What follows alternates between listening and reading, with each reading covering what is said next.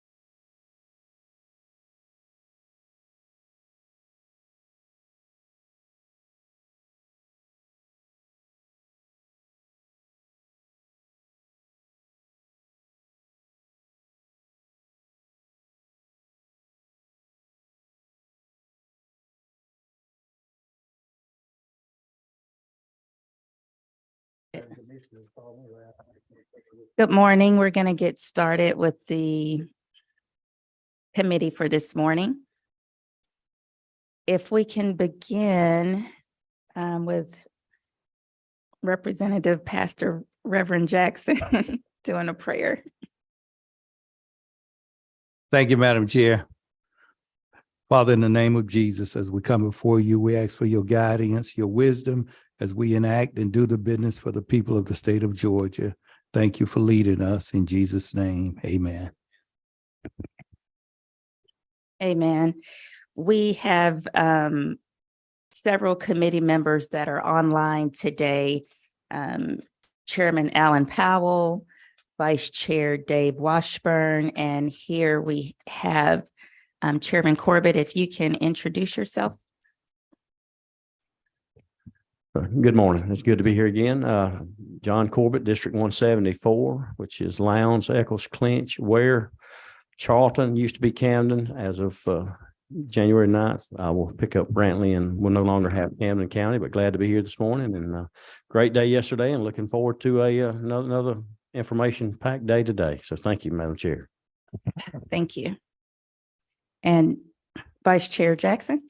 My name is Mac Jackson. I'm from District 128, which includes Washington County, Hancock County, Glasscock County, Warren County, a portion of McDuffie, and now I've got a portion of Baldwin County in the redistricting. But thank you to Madam Chair for this committee, and we learned a lot on yesterday. Hopefully we'll gain more information on today on cannabis waste. Thank you. Thank you. And I am Representative Misha Maynor. I represent District 56, which is in the heart of Atlanta. It includes downtown Atlanta, Midtown Atlantic Station, the Georgia Tech campus, the AUCC campus, as well as some portions of that historic West Side Atlanta. Also helping us today is Attorney Brian Hines as the attorney analyst. And we also have Attorney Dave Berry, who is with Legislative Counsel to answer any legal questions that come up. As the other committee members said, we had a action-packed session yesterday. It's good to see some returning people in the audience. Yesterday, to just give you a summary of what we did, we started off the session with UGA College of Agricultural and Environmental Sciences, Dr. Timothy Coulong, and Georgia Tech Renewable Bioproducts Institute, Dr. Chris Lutkin. And they gave us a really good scientific basis of both cannabis, medical marijuana, and hemp. We then went into one of the medical license grantees, Botanical Sciences, LLC. They went over their processes at the plant. We ended the morning session with the Georgia Environmental Protection Division that went over hazards and waste rules and regulations. We started then the afternoon session with Andrew Turnage of the Georgia Access to Medical Cannabis Commission.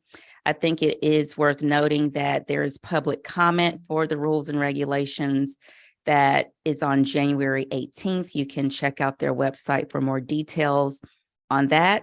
After that, we heard from the Georgia Department of Agriculture and their alignment and state regulatory oversight with the Federal Department of Agriculture. We ended the session with Taylor English Duma LLP, Mr. Reginald Snyder, and the Council for State Governments, Nick Barron, that really went over some national policies as well as some national business opportunities within this space.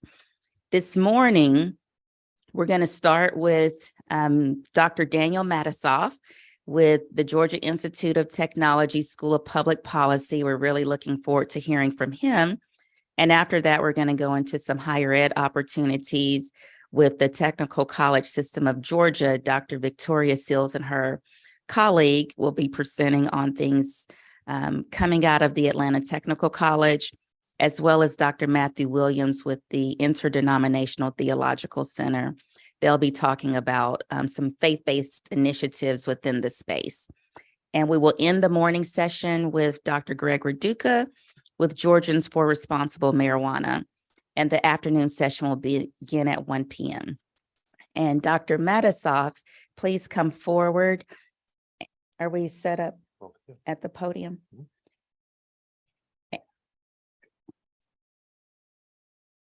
And if you can just start with telling us a bit about yourself, what brought you here today besides me asking you, and your expertise in this field.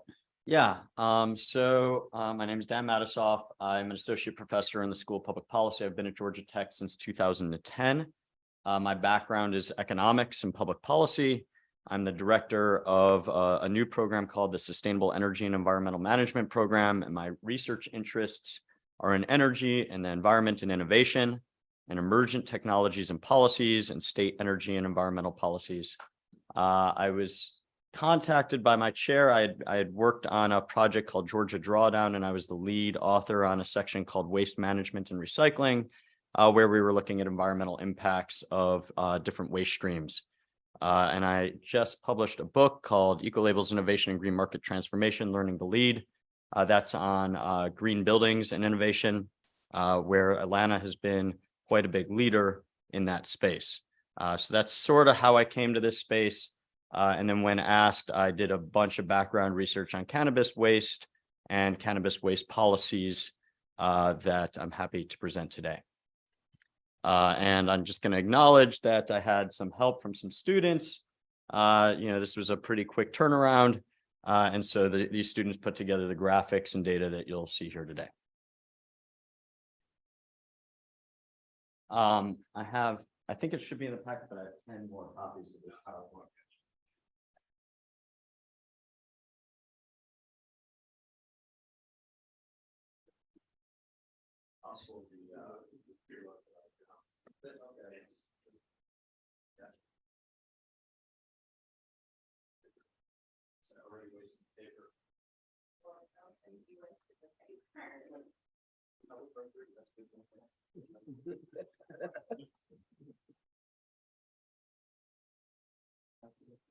There's a few other copies around if people want.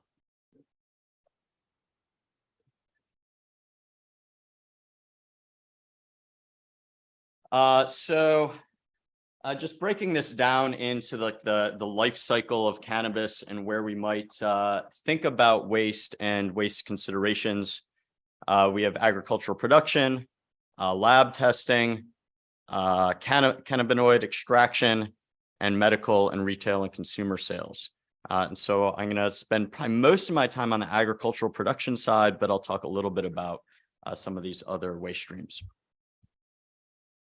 So agricultural production would, at least right now, be largely industrial hemp and related policies, but also, if we're moving towards medical or recreational cannabis, there might be some considerations there as well. So I guess it sounds like you heard a little bit about the national regulatory framework maybe yesterday, but industrial hemp is defined as hemp products with less than 0.3% Delta-9 THC. And the 2018 Farm Bill required the USDA to create a national regulatory framework for hemp production. And the USDA released a rule on January 19th, 2021, that was effective in March, that established minimum baseline regulations for hemp production. There's a link here to get to that. And 20 states have approved USDA plans, but you can default to the USDA plans if you don't want to develop a state-specific plan.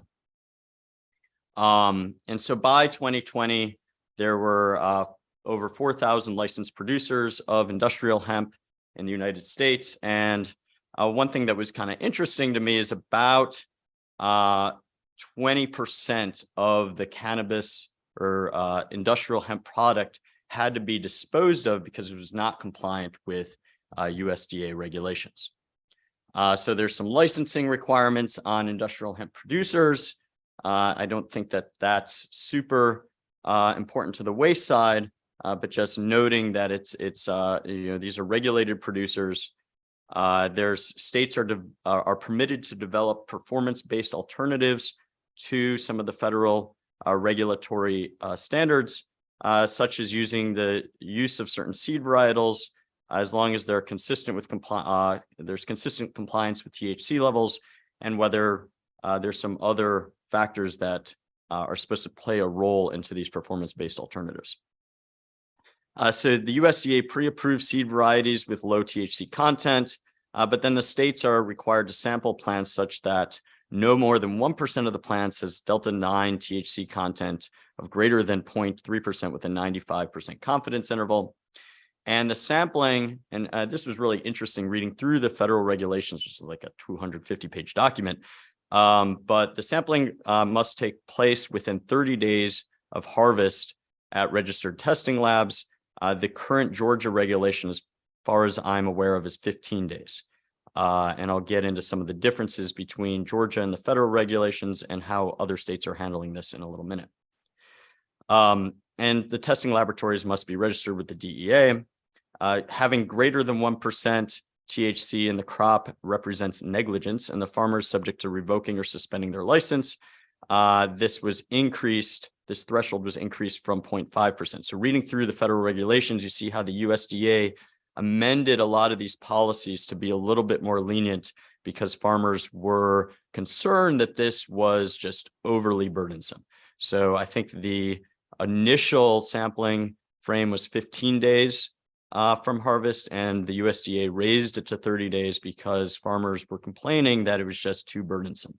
And something similar happened with this 0.5 to 1% THC threshold. So here's where the waste part comes in. So if the sample contains more than 0.3% THC with 95% confidence, then it is subject to disposal and removal. So plants over 0.3% THC are considered Schedule I controlled substances and must be collected and destroyed. In the federal regulations, there's a number of options for disposing of that waste. So you can have collection by a DEA registered reverse distributor, or you can have federal, state, tribal, or local enforcement officers remove the crop and destroy it.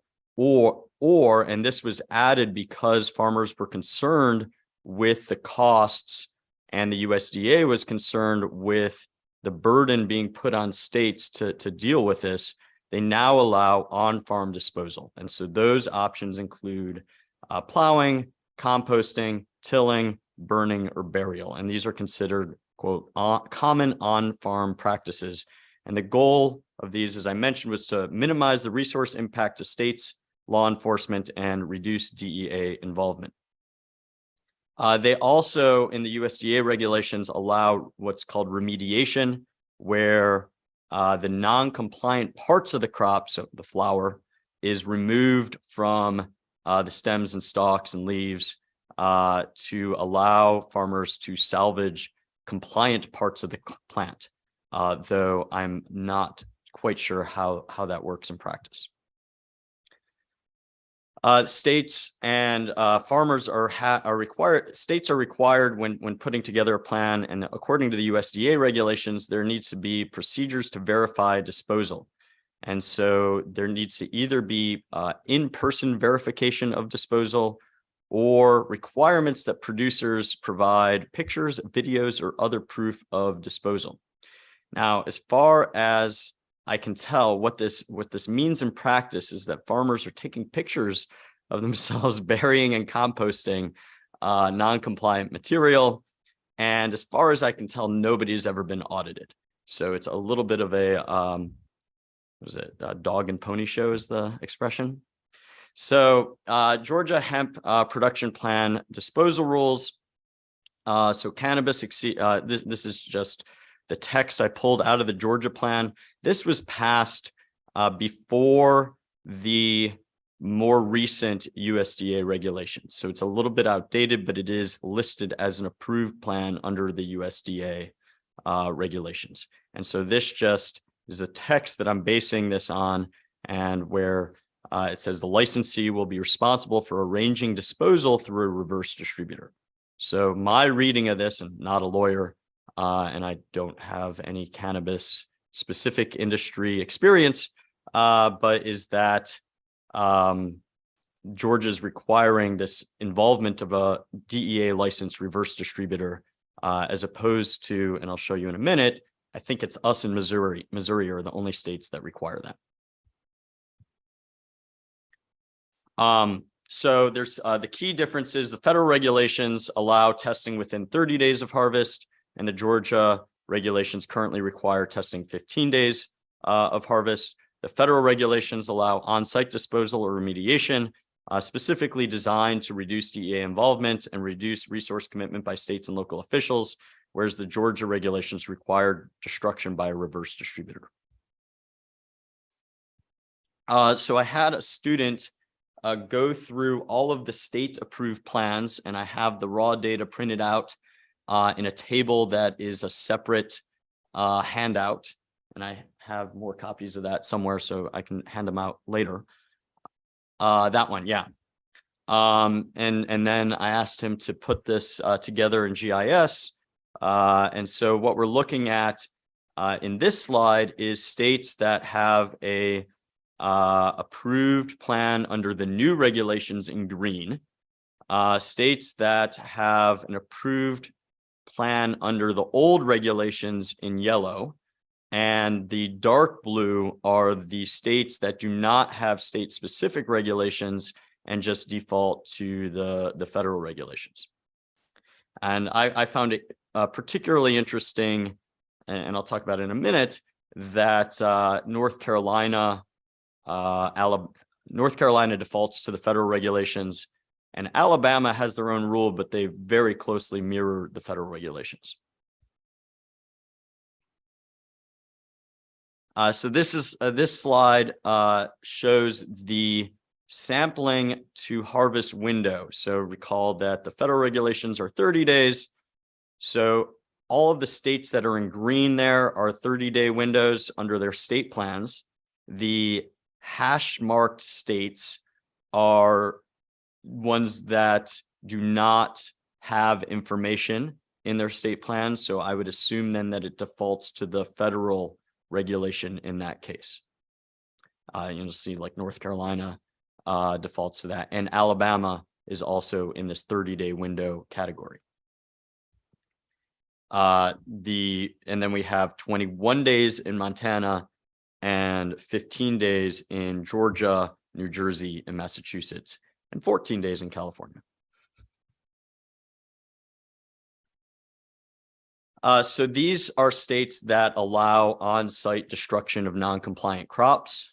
So all the states in green and all the states in hashtags will allow on-site destruction. And so you see the vast majority of the states are allowing on-site destruction of non-compliant crops.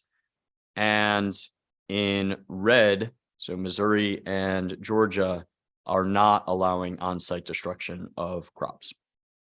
And then I'm not positive of the details of the ones in yellow, but my guess based on the coding is that some methods such as composting might be allowed, but maybe others like tilling might not be, but I don't know the exact details.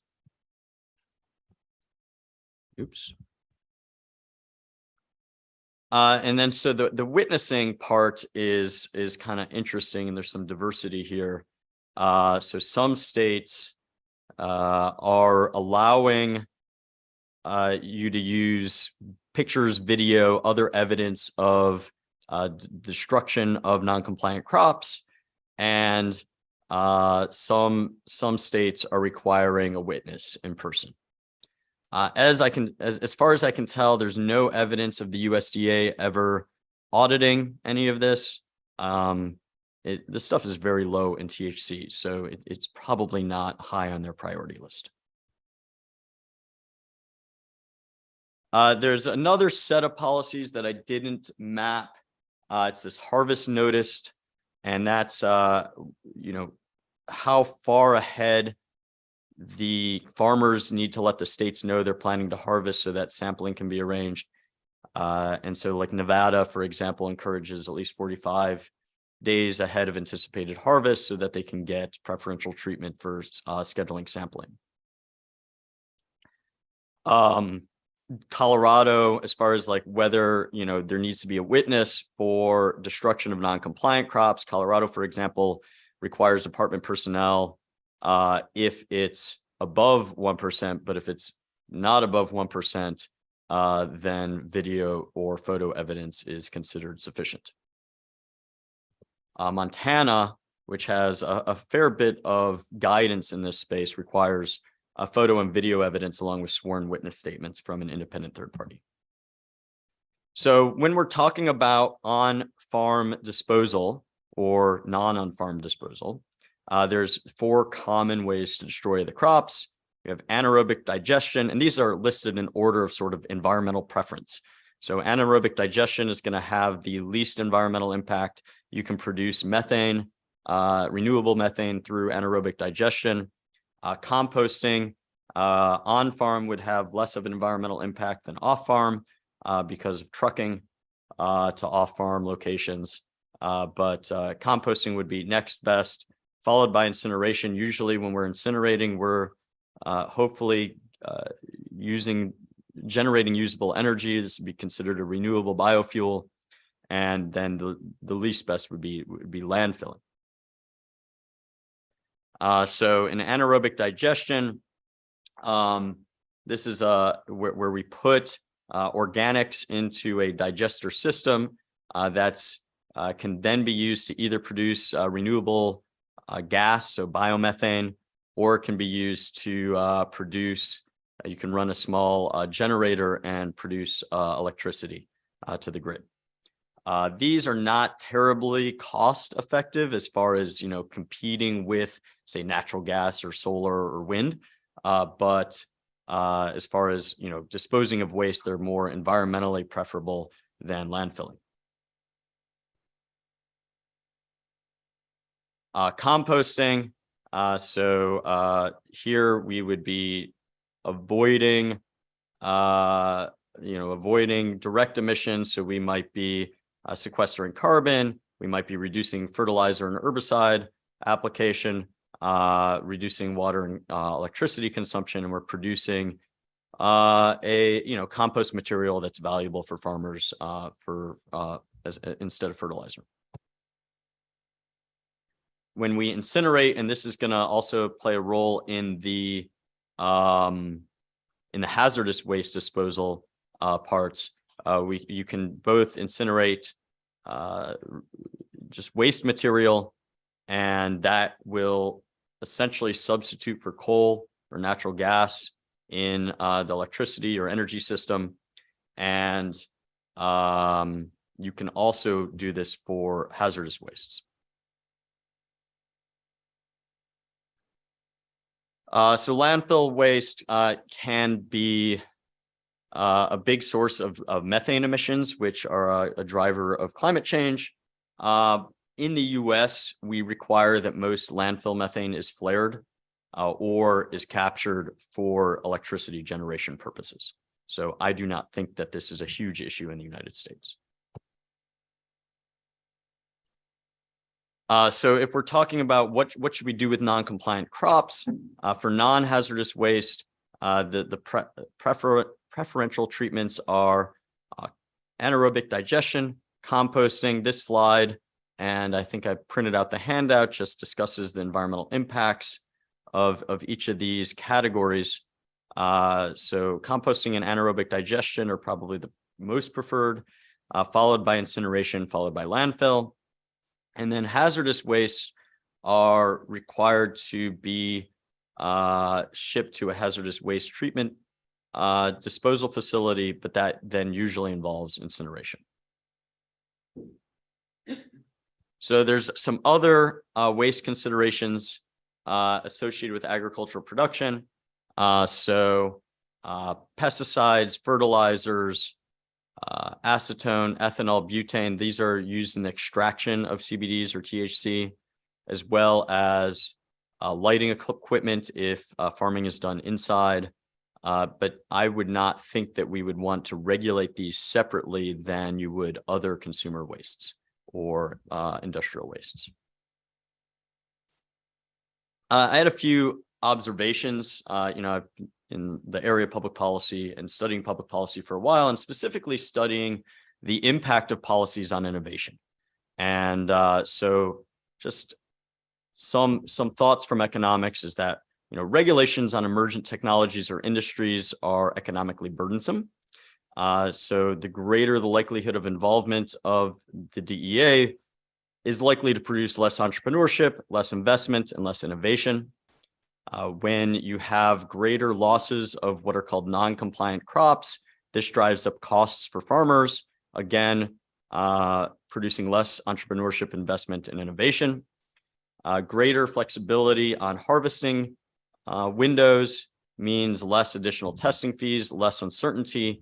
Some of the issues that farmers discuss in the USDA regulations and the notice and comment in the Federal Registrar are that, if you have narrow harvest windows, you might have bad weather or equipment failures, and this drives up costs, increases complexity for farmers.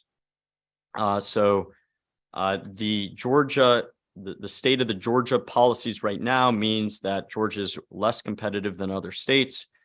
And when you increase the costs of testing and disposal, it also increases the likelihood that you're going to have illegal policy avoidance, meaning that people will skirt the rules because they're costly. Overall, the environmental impacts of cannabis waste is likely small, but it can be minimized with standard farming practices that we use for other crops. And then I just wanted to point out, I've been doing some work on innovation in the brewing industry and in craft beer industry. So if we're thinking a little bit more, I focus most of my time on industrial hemp, but I was asked to also think a little bit about medical or recreational cannabis.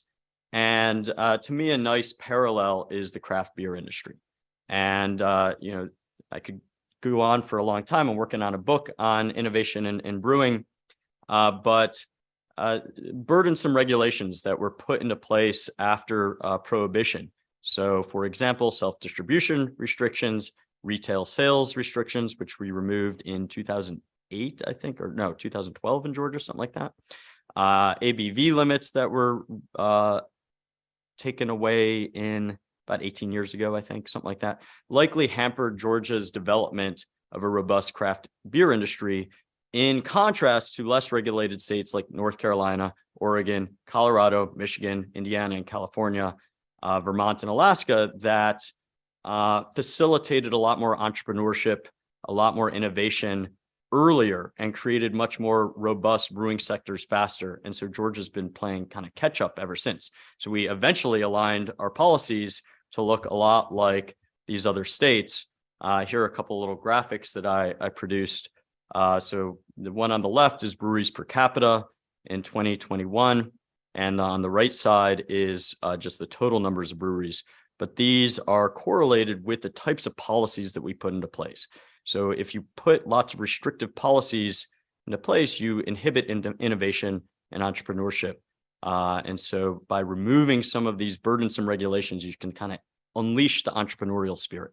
And so that's sort of some of my thoughts on if we're moving towards medical or recreational cannabis, what we might want to think about. Thanks. Happy to take questions. Thank you, Dr. Matisoff. That was excellent. We do have a question from Chairman Corbett. Yes, thank you, Madam Chair. Dr. Matisoff. How many DEA registered labs do we have in Georgia? Do you know how many labs are able to do this testing? I do not know. That's a good question. Because at one time I knew that was a issue we had early on. We didn't have any labs that was certified that could actually test it in Georgia, which, we had, that's the 15-day notice. People, they couldn't get that done in that time frame. The changes you made about going from 15 to 30 days to master federal, I think that'll be easy fixing the disposal on the farm. I think that'll be easy fixes as far as the hemp industry, but I just didn't know about the how many registered labs we had, and if you knew that.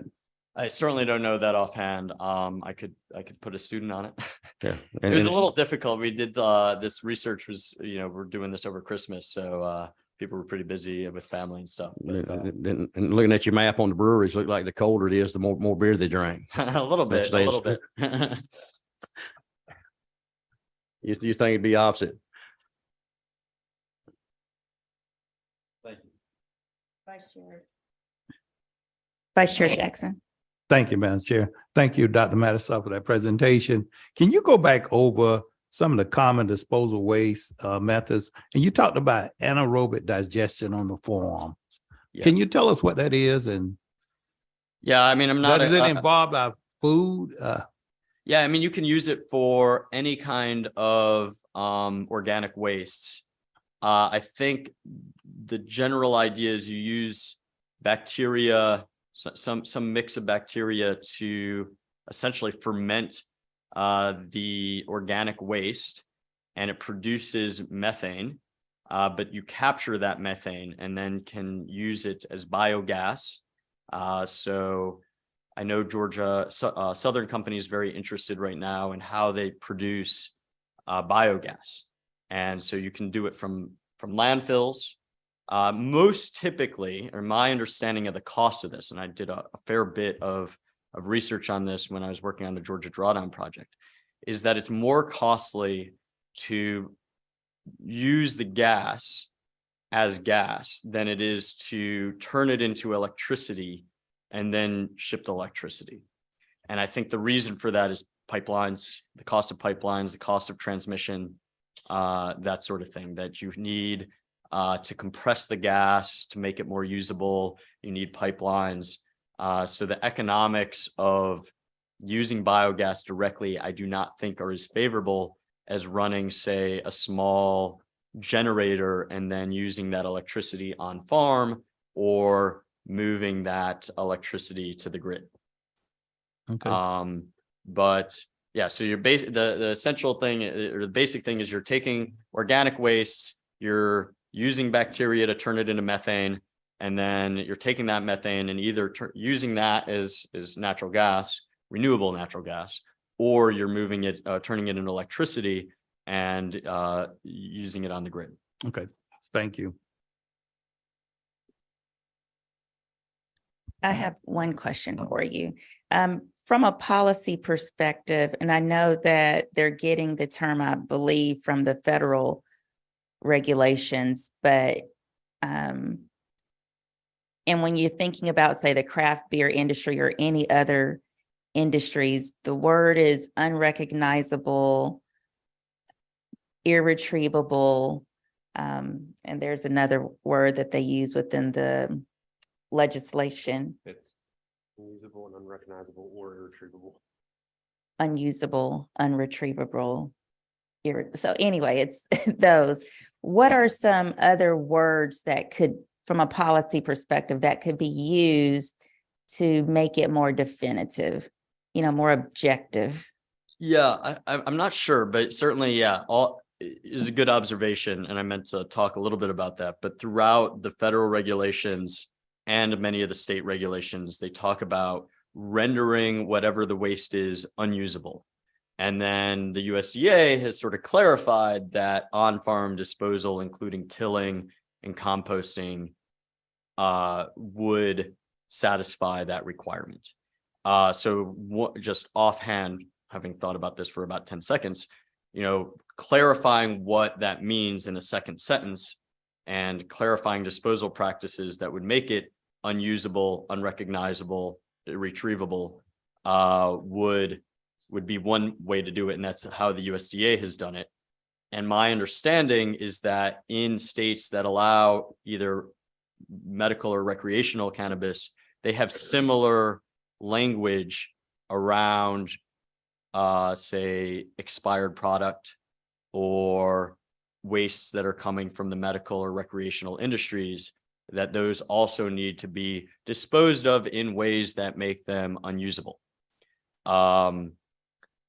I'd have to think about a synonym that might be more clear or objective, as you say. But I think the way that that most states have gone about this is just saying that, well, here are the disposal mechanisms that you should be using. Certainly anaerobic digestion makes it very unusable and unrecognizable. It's probably more costly, though, than, say, composting. And then one additional follow-up question. For the, we were having a discussion yesterday about, let's just say, the CBD supplements and how they're not regulated through the FDA. And my concern was, okay, this seems like that's a public health hazard for people to be ingesting products that aren't regulated. Have any other states, I know this was not anything I asked you about, but have any other states done anything about that since it's not regulated at the federal level for their constituents? I'm not aware of any regulations other than, say, labeling. I think some states have content like there's only so much that can be sold in a package. There's only so much that can be sold in an individual serving. More around THC. I'm not aware of CBD regulations in that space. I certainly think that the whole industry would benefit from a little more standardization and transparency so that people know what they're buying, right? And who knows, because they're not regulated, even if you were to buy, go to one of these stores around here, and I really haven't been inside very many of them, but if you were to buy a package and it says X amount, how trustworthy is that information, right? And so it's a pretty gray space right now, and probably is in need of a little bit more policy intervention to standardize this, to improve the prospects that people know what they're getting and that sort of thing. Thank you so much, especially since parents are sometimes giving their children these supplements. We really appreciate you coming down today, especially gathering the information over a family-oriented holiday season. So we appreciate you very much. All right, I learned a lot, and it was a lot of fun. So thank you. Thank you so much. And your information will be a part of the final study that the committee produces. All right, thank you. Next on the agenda, we actually have someone that's not on the agenda, but as we were going through these discussions yesterday, it came, a situation arose where someone contacted me, a legal situation that I think that we should be aware of when we're discussing waste. And so we have attorney Deetra Crawley. If you can come to the podium. She has a client and she'll talk about who her client is. And it has something to do with the transport industry. And I think let's pause for 1 second. Let's do a recess just for 5 minutes.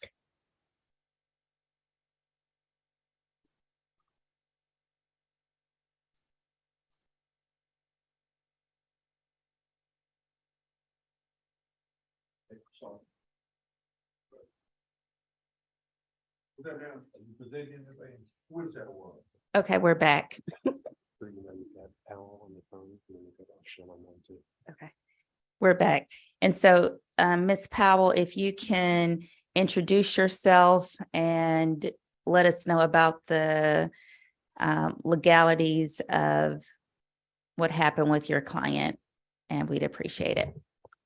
Thank you, Madam Chair. Good morning to the committee. My name is Deetra Crawley, and I'm a corporate lawyer here in Atlanta. I represent various industries. The one today that I'm here to discuss is a Calhoun-based company that was formed in 2003. The name of the company is Battery Recycling Made Easy, LLC. It is a battery recycling company. And on yesterday, my client reached out to me and said, you know what, we've got a real problem here in Georgia. And I said, what is that? He says, well, I purchased e-cigarettes recycling materials from a recycling company in California. The company shipped and transported the products here to our firm, to their company. Upon arrival, our client did the proper inspections. They checked the labeling. The labeling stated e-cigarettes. And then they actually hired another recycling company to purchase the remaining portions that they don't recycle. And from there, another Georgia recycling company purchased the materials. Well, that third end user buyer called my client and said, we found cannabis in the bottom of the containers. Now there were about 10,000 kits in there. So from a regulatory perspective, my client met the inspection requirements, but had no idea that cannabis was in the bottom of the containers. And so from a legal perspective, we're good because chain of custody and all of that. But it is an issue that I think could be a pervasive issue where cannabis is legal in certain states and the level of accountability or liability is not the same for a California recycler of e-cigarettes as it would be for Georgia. And so my client was reported to the Georgia DEA. And so I'm here today because I think there's an opportunity for this committee to look at how we could possibly protect our recycling companies, certified recycling companies here in Georgia that would possibly could be,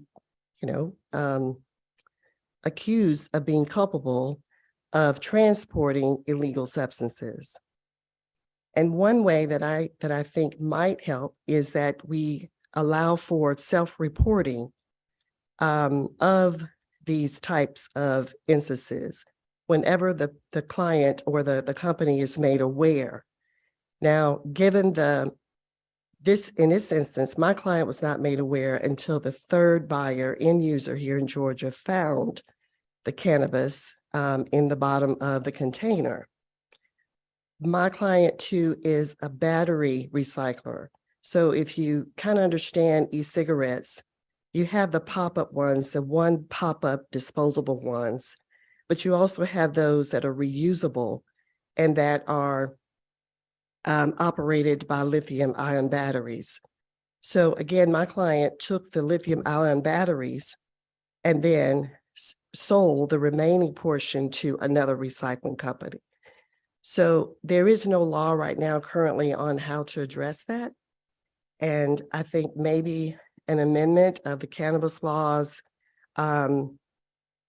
exonerating industry recyclers from being culpable for this type of, I guess, something that is not even currently in law right now, where they are responsible for taking a look at maybe the packaging and labeling requirements.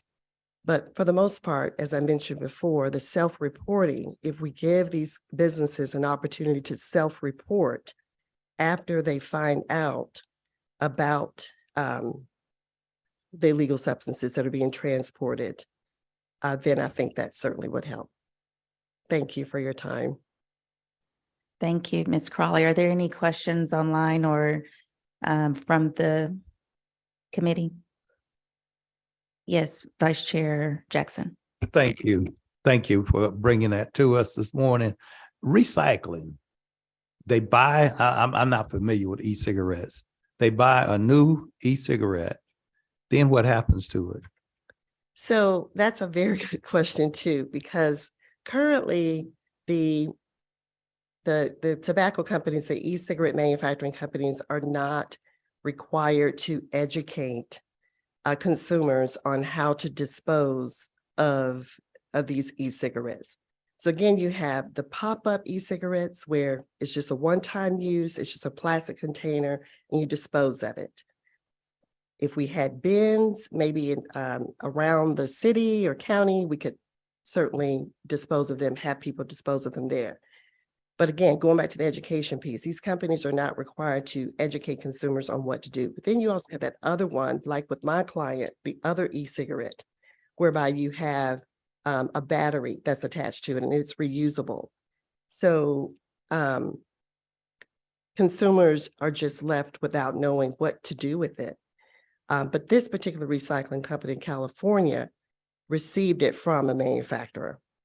And then they sold to my client because of the fact that we are a battery recycling company. Okay. And one other thing, I just wanted to say that another thing to probably look at as well is the fact that these companies, if they are compliant with EPA and DOT, both federal and state laws, and then discover that there's cannabis, maybe there should be some consideration given to that as well as a factor of deduction, exoneration. Thank you so much. Thank you, Ms. Crawley, for bringing that to our attention.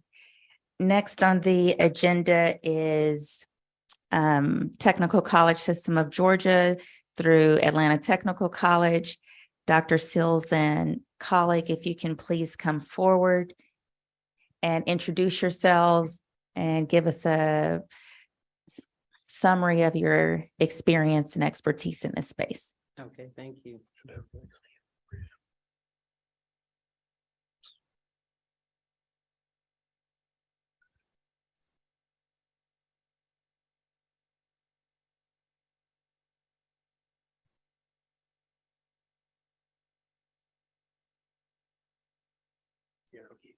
Okay, thank you.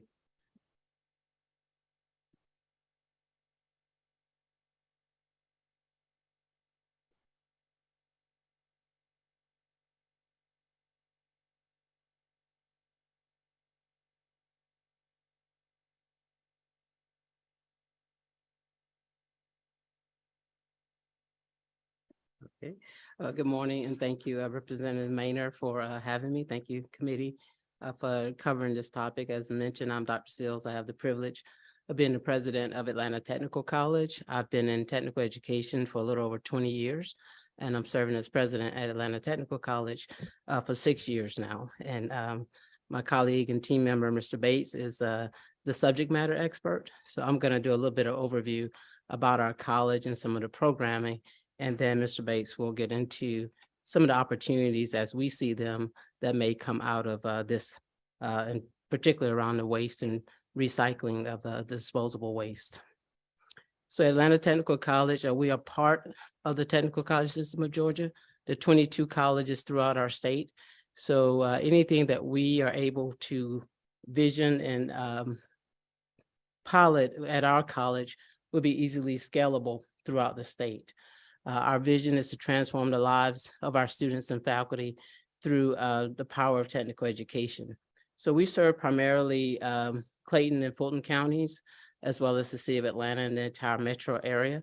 Like most colleges, we have about 65% female, as well as between 24 and 30 is the bulk of our student population. We do serve predominantly Black and Brown students. And so when we're looking at this opportunity and any others from a workforce standpoint, we think it's important that we allow Black and Brown individuals to participate in these opportunities from an equity standpoint. Our students come to us, most of them from households earning less than $25,000 a year, and they can do a program with us and sometimes within a year, 2 years at the most, and are able to earn upwards of $60,000 and $70,000. So we see our college and our system having an impact when it comes to that economic mobility and being able to help individuals and families really participate in economic prosperity. As an institution, we have more than a $200 million economic impact on our region, and that's annually. We provide over 3,000 jobs a year. And so we really are part of helping students and companies thrive in the metro area. One of our most recent innovations was around the Center for Workforce Innovation, and those are a direct kind of intentional partnership with industries and companies to help with their workforce, but also to help the unemployed and underemployed to be able to participate in the economic prosperity of what's happening in our state, in particular in the metro region. You see some of our strategic partnerships with different corporations, as well as organizations that are aligned, again, around the upskilling and providing basically the skill set to bridge the different gaps as it relates to training and certifying our citizens to be able to earn those sustainable wages. And so again, these are just some of the skills and opportunity gaps that we strive to fill at the college and within our technical college system. We have over 120 different program offerings, and so there's something for everybody. And so again, when we're looking at whether it's the cannabis waste or any workforce opportunity, we're always looking through the lens of equity and how do we make sure that the broader individual and broader citizens have an opportunity to participate when it comes to these opportunities and being able to connect them with that. A lot of how we do that is through apprenticeship and entrepreneurship. And I think that's really what we see in this opportunity is entrepreneurship and small business development, as well as some of the innovation around how we deal with the waste disposal and the recycling and providing those opportunities for citizens that right now are not participating in this particular industry specifically. And so some of our programs, again, are very customizable. And so as Mr. Bates gets into some of the specifics of the programming, you'll see that we really are positioned to customize our programming as well as the training to have these individuals and our students in our communities participate in the cannabis waste and recycling industry. And so I'll let Mr. Bates talk a little bit more about bioscience in particular, as well as horticulture and some of our entrepreneurship types of opportunities. So, Mr. Bates. Good morning. I'm Barry Bates again, Program Coordinator for Bioscience Technology. Our goal of the program and the goal of the bioscience technology is to prepare a life science industry workforce. So we do that through a number of credentials from associate degrees and also including technical certificates of credit. Each program is situated to prepare individuals, not only in this field, but to have basic skill sets that will allow them to thrive in kind of a broad area. Many in the community are not familiar with bioscience, but we're looking at how do we use living things and be able to provide and make useful products out of living things, or in this case, remediation. So we have our associate degree, which prepares students for a full gamut of opportunities in industry from associate degree level to actually to some bachelor degree level positions with companies. And then we have specializations in the technical certificate of credit, which are environmental lab testing. So focus again on environmental aspects of industry from remediation and also testing. And then we have regulatory component whereby as this industry is highly regulated with cannabis, many companies in the bioscience industry are also regulated by different rules and guidelines in federal government, so in federal and state government. So we're introducing students to these. And so the goal is to prepare a workforce that is keenly situated with being able to assist with this. And additionally, we recently received a $346,000 NSF grant to help support our efforts to train a workforce, especially at the high school level within the city of Atlanta. One of the things that's unique also is that we're launching a new horticulture program. So between our bioscience program and a horticulture program, which will have an emphasis on sustainability, urban agriculture, and of course, horticulture as a whole, these two programs align very well with some of the goals of the cannabis industry and the burgeoning cannabis industry in the state of Georgia. I think we're well situated to have a workforce that will meet the demands of the expansion of this industry within the state. And with that, the opportunities are not only for entrepreneurship, for individuals to receive some basic training within our particular college, but also opportunities whereby, as we're mentioning, different ways of being able to remediate or dispose of cannabis waste from anaerobic digestion, which is situated well within the scope of our bioscience program for individuals to understand those concepts, through composting, which is where our horticulture environmental lab testing programs are situated. So within each of the different ways that have been identified, we're actually able to tie in what our experience is at the college and be able to support the efforts within the state from a workforce standpoint. Makes sense. So in addition to the entrepreneurship, small business management, The green efforts at our college are incorporated within our horticulture program from a sustainability and recycling and urban agriculture in particular as well. And so when I mentioned to our team about, coming to talk, to the committee, of course, the concerns were, are we going to start growing cannabis? And my answer was no. But we do see some opportunities as it relates specifically, Madam Chair, to the waste disposal and the recycling standpoint. Again, connecting individuals through the Bioscience Foundation to then be able to connect with the growers, and whether, as was noted in the previous presentation, whether that disposal is happening on the farm or if it has to be situated offhand.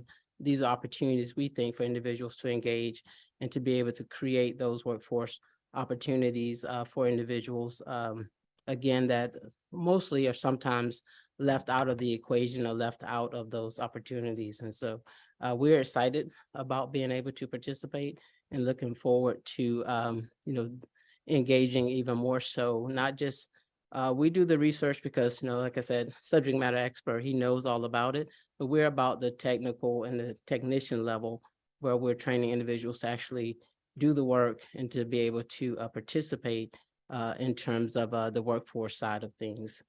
And we'd be happy to answer any question. That's very high level, but we go in depth and answer any questions you may have. Thank you, Dr. Sills and Mr. Bates. We do have a question, Vice Chair Jackson. Thank you, Madam Chair. When you talk about young people and the workforce and opportunities, where are these opportunities located? Do you direct them to certain locations or certain industries where the opportunities are available? Because I don't know of any. Yes, In my area. So in general, we have a 99% job placement rate, and I'll let Mr. Bates talk about the specific opportunities that relate to bioscience. But yes, so we, as an institution, we partner with companies and organizations because again, we exist to put people to work. Right. Good. So that's what we get graded on. So we have a 99% job placement rate. As it relates to bioscience in particular, Mr. Bates can share some of our partners and employers there. So one of the things about being centrally located in the city of Atlanta, as you mentioned, are the opportunities. And so traditionally, when you think of bioscience, you mainly think of maybe biotechnology companies or biopharmaceutical companies where it is very highly regulated, specific product is being produced, and you have this massive company in place. We do work with those. We have partnerships with some of the major companies in the area. And so some of our students are placed there. We have some students, actually one of my students received a really nice job offer from a major biopharmaceutical company in Boston, is doing quite well up there as a result of that. And then at the same time, as I mentioned earlier, we're focused on life science industry within the state. And so a number of companies that are connected to the life sciences are not always going to fill the traditional bioscience or biopharmaceutical framework. For example, we have students at the FDA.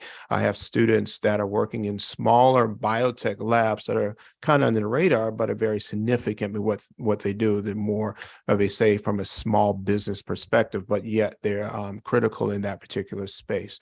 I have students he's manager at a chemistry company.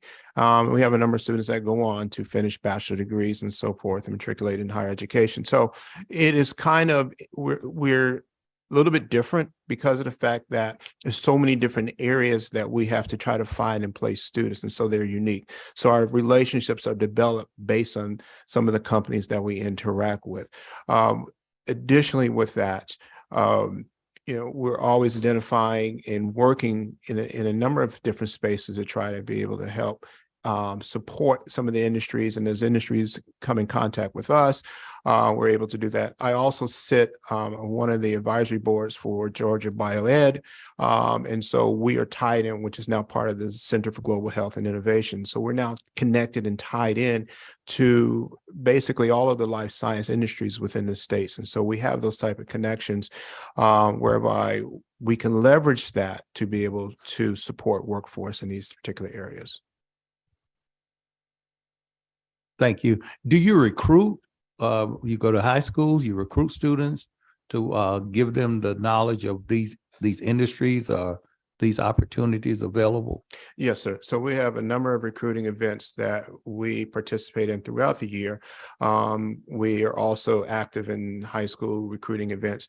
And I mentioned the 346,000 National Science Foundation grant. That is a major initiative that is going to allow us to be able to recruit at a much larger scale, to introduce students to technician level career opportunities within the city of Atlanta. And many students are not aware of these opportunities. So this particular project that's in place to be able to do that will connect students to actual individuals from industry. And then as we're training them from what we do at Atlanta Tech and then exposing them to the industry, that's going to increase the awareness of a lot of these opportunities that exist currently that most students are not aware.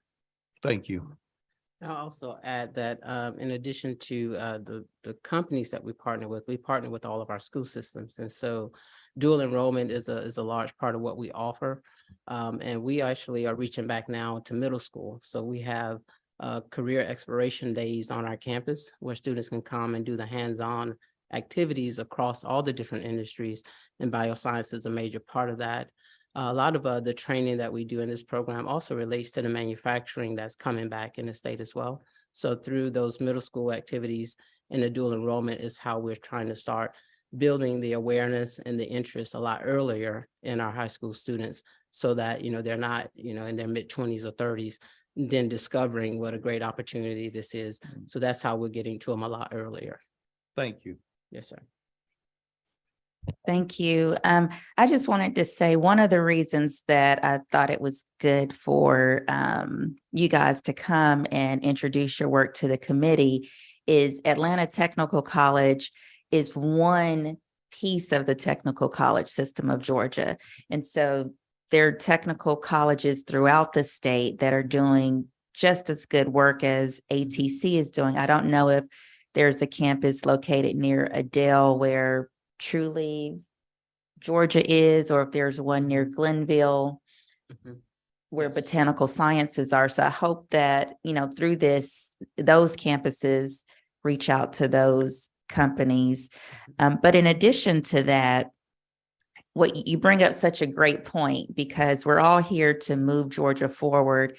And one of the ways for us to do that is to really invest in children and young adults. And so the more opportunities we provide children and young adults, or even those that are just transitioning into different careers, the more opportunities Georgia itself has. So we really do appreciate you guys coming down today, and your information is going to be a part of the completed report. Thank you so much. Thank you. And I will add that, yes, we are part of the 22 technical colleges throughout the state. And so even if those colleges don't currently have the programs, we share and we collaborate. So whatever we pilot and develop, we just hand it to them as a package. So it's easy to scale across the state altogether. So, and again, thank you for having us. I have a question Yes, to ma'am. follow up with that. So since you guys are sharing information, so if a technical college in Southwest Georgia Mhm. or Southeast Georgia or coastal Georgia,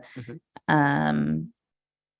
As they go and recruit to the high schools, then they're sharing the information that's going on in Atlanta or in North Georgia, the different programs. Correct. So over the past 2 years, and I think COVID kind of accelerated our development of what we call our e-campus. So we can have a program that's not offered like at Southeast Georgia, and a student can still enroll and get the training by participating in that course, but with our instructors. And so that collaboration is really helping us to, again, not duplicate a lot of resources and efforts, but it gives students across the state access to any and all programs. Likewise, if there's a program that we don't have, but we have students in the metro area interested in it, then through our eCampus platform, the students can participate at another technical college, but still be located here with us. And so our system has done a lot with those dollars that came from the feds as well as the state government to really create this platform to make all of the workforce opportunities available throughout the state And again, it's like utilizing those resources and collaborating as opposed to having to duplicate 22 times, for every particular industry. So that is one way that we're using the technology to provide those opportunities. Thank you, Dr. Sills and Mr. Bates, so much. Thank you. Next on the agenda, we have the Interdenominational Theological Center, Dr. Matthew Williams. When you come, if you can just please give us a summary of who you are, your expertise, and why you feel presenting today is important in your field. My student, I guess, was watching, and he said there are 4 DBA approved labs in Georgia. Macon, Athens, Norcross, and Sonoma. Oh, you got me up. Yep. Great. There you go. How about that?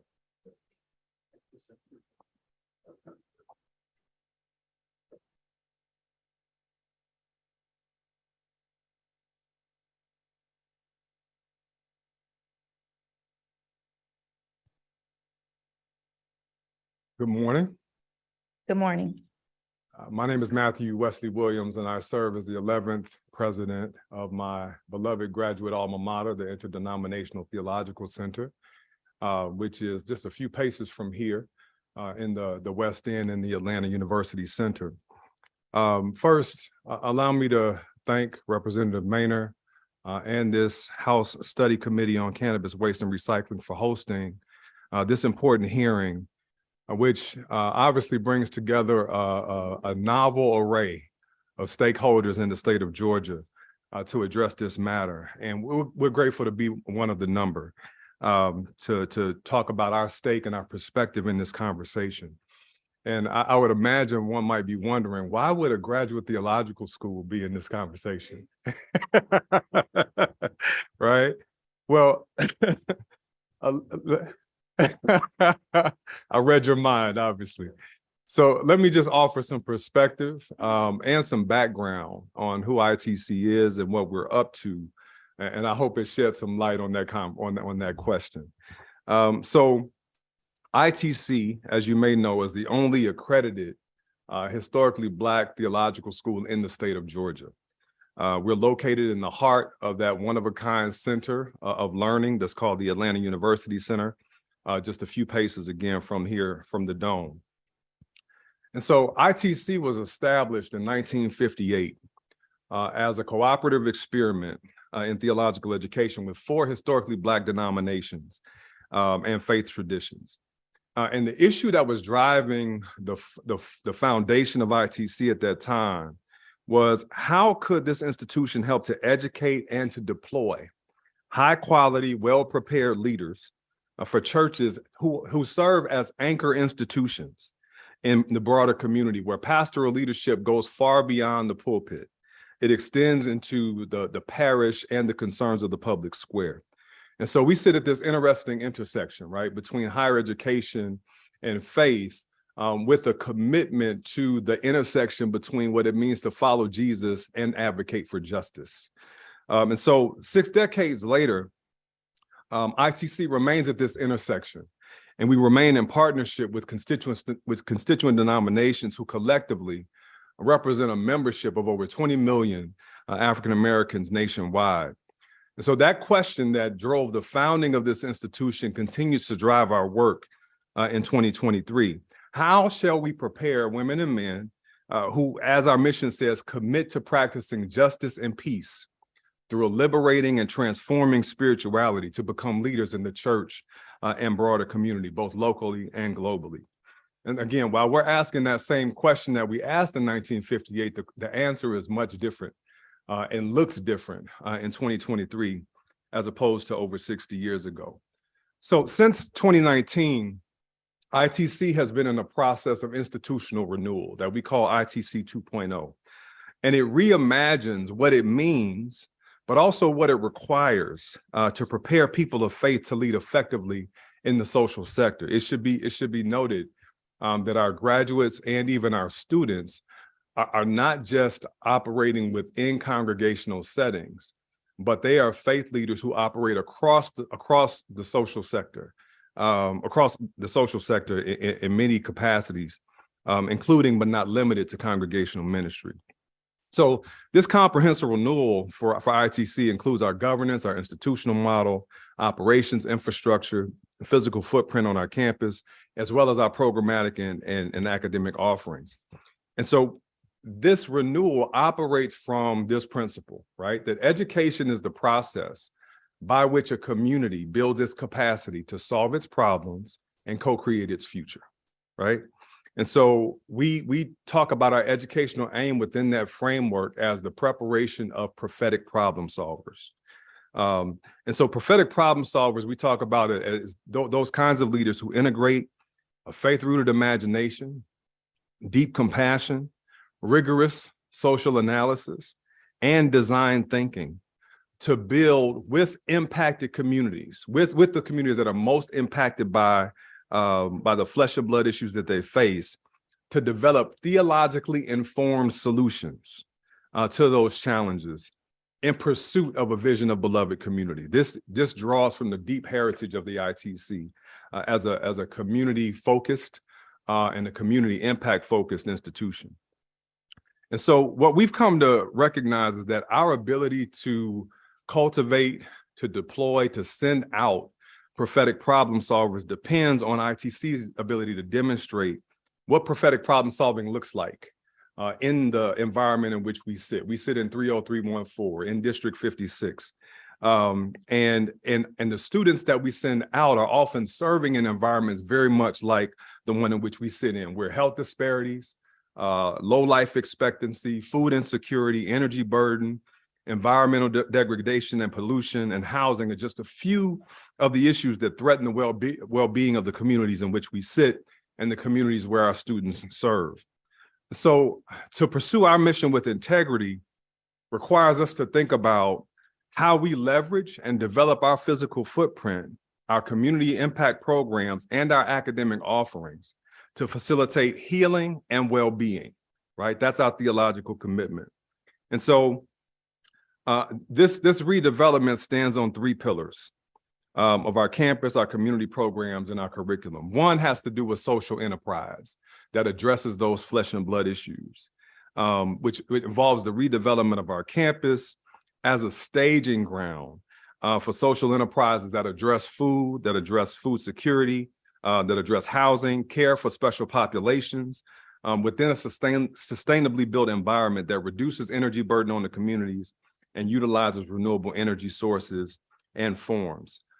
Secondly, impact programs that ITC has historically hosted and is currently developing around public-facing issues, again, that correspond to these issues around community and economic development, green workforce development, faith and health, and the role of the community, of faith communities in food security and stewardship. And finally, our academic offerings, which integrate all of those insights into our degree programs, where we're sending students out again to serve across the social sector. So why are we interested? We'll come back to this question. Why is ITC interested in this conversation? Well, first is because for ITC, and this is not a new thing for ITC, ecological well-being, which this conversation sits at the heart of, is a primary theological issue and value for ITC, right? And for the faith communities that we're related to. And so the health of the environment and the people therein, the scripture says that the earth is the Lord's and the fullness thereof, the world and they that dwell therein. So the health of the environment and the people therein, that's a theological commitment that drives our work. And so our footprint and our programs are concerned with ecological safety and health, right? ITC sits adjacent to an EPA toxic Superfund site that was named in 2021 with extremely high levels of lead, and such that environmental justice in our community is a matter of life and death. And this issue around how we manage waste and recycling of cannabis has direct impact on, or is directly related to, how we think about where those communities are that receive the waste and that often become dumping grounds for waste and disposal. And so it's an issue of life and death in this community that's also a host to this unusual cluster of HBCUs. And so as we consider the risks related to cannabis and hemp waste and disposal and recycling, I think we also need to consider that we have an opportunity to correct these past practices that led to this Superfund site. And instead of using certain communities as dumping grounds, we might use these communities as investment sites, right? For research and to generate creative solutions that mitigate ecological harm and that generate economic opportunity for the communities that we sit in and for the students that we produce in the workforce.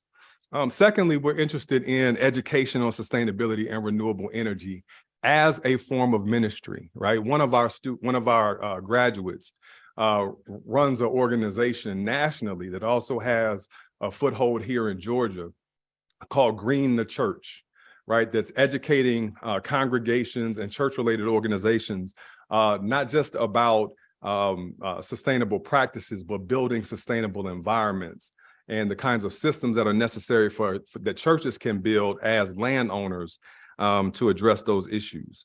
So, and ITC sits as one of a number of sister institutions in the AUC that are interested in these areas, again, to echo our earlier comments around green workforce development.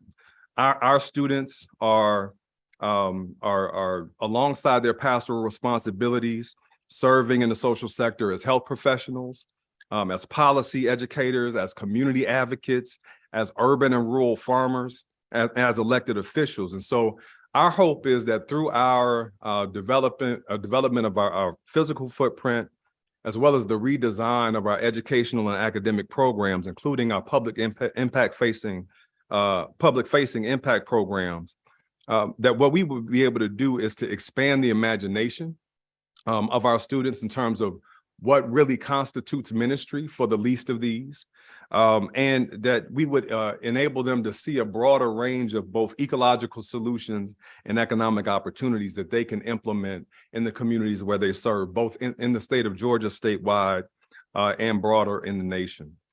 Finally, we're also interested in this conversation because we recognize that the work of this study committee contributes to education that demystifies the stigma of cannabis and expands our imagination with regard to methods for alleviating human suffering. We have one of our colleague pastors in the area set off a firestorm here recently by talking about how he, on the massive land that they have at New Birth Baptist Church, are considering growing cannabis, all right, as ministry to show young people how to do farming, but also to contribute to both education, but also building medical solutions for folks. Well, what I told him was he's had me answering a lot of questions about why that's relevant, right? And I won't speak to the innards of what they intend to do, but it's raised up important conversations for folks to think about and expand their imagination around what's possible as we really demystify, again, this stigma. And so for us at ITC, one of the ways that's shown up is that we've been in conversation with experts in medical cannabis about developing educational offerings for hospital chaplains in the state of Georgia and beyond. Medical professionals who specialize in pain management and palliative care have reported that chaplains are critical partners in patient care and decision-making around treatment options. And for ITC, one of our longest educational legacies is the production of chaplains in military, hospitals, and other settings. But what those medical professionals have told us is that well-prepared chaplains help patients and families work through religious and theological barriers to thoughtfully consider cannabis-derived pain and palliative care solutions, which are well-established and often less risky alternatives to addictive narcotic pharmaceuticals. So I believe we have a lot of opportunity here that's represented and that can be catalyzed by this study committee. I think it opens an array of opportunity and possibility. Again, as an educational institution that sits at this intersection between faith and higher education, that's located in this nexus of higher learning we call the AUC, I hope that this committee recognizes the need for strategic investments in research, for one, with institutions that serve communities that are most impacted by environmental injustice. ITC and our neighbor institutions are well-situated partners in research to develop equitable solutions and economic opportunities, as well as a green workforce that may be derived from legal, ethical, and creative methods of waste disposal and recycling of cannabis. Also, during the height of the pandemic, one of the things that we saw was that HBCUs and churches became reliable and trusted sources for public information and education, and dissemination of critical information for our communities. So as we discover and deliver research-based institutions that address environmental, medical, and other areas of concern, investment in these anchor institutions as broadcast towers will also be vital. And then finally, HBCUs like ITC and our neighbors are engines of economic impact in the state of Georgia.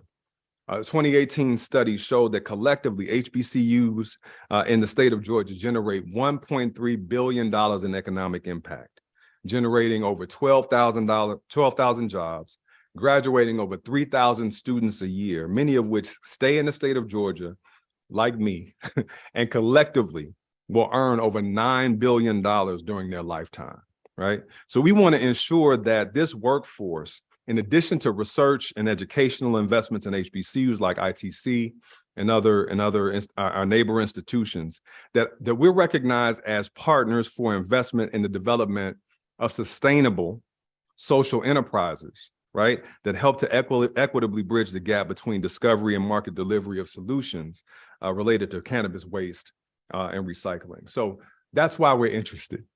And I want to thank you for the time and for allowing us an opportunity to show up here and to add our voice to the conversation. Reverend Jackson does have a question. Pastor. Thank you, Madam Yes, sir. Chair. Thank you, President Williams, for coming and being a part of this discussion. When you talk about ecological solutions and the health of the environment, what are some of the hazardous risks that have been identified with cannabis waste, or have there been any identifiable risks? Well, I think one of the identifiable risks with regard to cannabis waste, given the fact that cannabis waste, if there's any THC detected, has to be integrated in such a way that it can't be detected in the ground, that if we don't have creative solutions for how we deal with that waste, it compounds the environmental inequity that we already see in the way that landfills and other disposal sites are disproportionately landed in Black and brown and poor communities. So that's one of those kind of systemic solutions that a leverage point over here impacts a life outcome over here. Thank you. And thank you for clearing that up on your colleague too. Well, I won't speak on behalf of my colleague. I'll just say it's an important conversation. Yes, sir.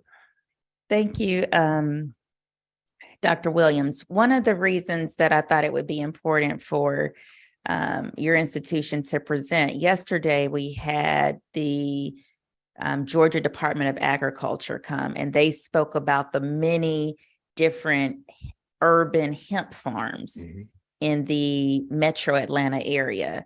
And although those hemp farms are regulated, and many times they said less than 1 acre for each farm, there is this question still about the subjectivity of disposal. There's no auditing right now of that. And so having an institution like yours that's willing to be involved in the conversation within these communities to make sure that there is safe disposal and education. And the other piece that I thought was really interesting after talking to you was the chaplaincy perspective. So that's something that I don't think people have really thought about. And you know, one of the reasons that I thought this committee was important to have is not only because there is waste and we need to recycle it, but recycling to me also means repurposing, right? And so what are the all of the other ways we can repurpose cannabis and hemp besides how we're thinking in this little small box. That's right. You know, many people just think medical marijuana and industrial hemp, Mhm. but there's so much more to it besides just that. So thank you so much for your presentation. Thank you very much. It will be a part of the final report. Thank you. Thank you. Next on the agenda, we have Dr. Greg Raduca from Georgians for Responsible Marijuana Policy. Dr. Raduca and his organization, as soon as the legislation was passed, they contacted us immediately, and they have been waiting for this committee to be appointed since April or so. And so thank you for your patience, and we're looking forward to your presentation today. If you can please, before you start, just give us a little history and background on your organization and your expertise in the area. You just want to scroll up and down, it should work. So you'd like me to do that as I'm It's up to you. going? If you'd like to, you can. Okay, If not, at a certain point in the presentation. Do I need to use the mouse pad or can I use the? you can use that if you like. Thanks.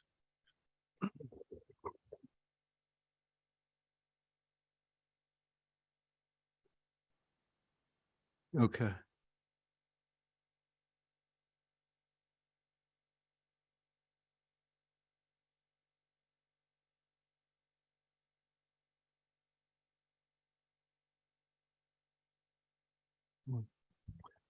Uh, Thank you so much, Madam Chair. Appreciate that introduction very much. Thank you, members of the committee as well. Really commend the committee. I think it's doing excellent work. I think probably every section of the promulgated rules could use this kind of review. I think the review is going to be rather quick when it comes in the next couple of weeks. So thank you so much for all the work you're doing regarding this. Greatly appreciated. I'm Dr. Greg Raduca. I'm Executive Director of Georgians for Responsible Marijuana Policy. We're a nonprofit collaborative of approximately 400 members around the state of Georgia. Our primary mission is looking at the prevention of substance abuse and substance dependence, as well as misuse. Our primary focus is on youth, but we do focus on the entire age range. Want to commend you on your bill regarding suicide prevention, which is also an interest of mine, and GRMP as it relates to drug use. So I sure hope that gets passed. It was excellent legislation. I'm here today to talk about GRMP's perspective on cannabis waste and recycling. And just want to mention something regarding cannabis surplus in relation to the number of production licenses. In November 2022, there were approximately 25,000 patients on the THC medical registry. So GRMP did a lot of research and a lot of work in conjunction with Smart Approaches to Marijuana, a national organization, to find out how much the 400,000 feet of greenhouse space that's open to the 6 licensees, how much cannabis could 6 greenhouses produce. And I have these calculations. They're available to you if you'd like. But to sum up the calculations, the 400,000 feet of greenhouse space could produce a daily dose of 40 milligrams of THC daily to each of the 25,000 patients currently on the registry for 1 year.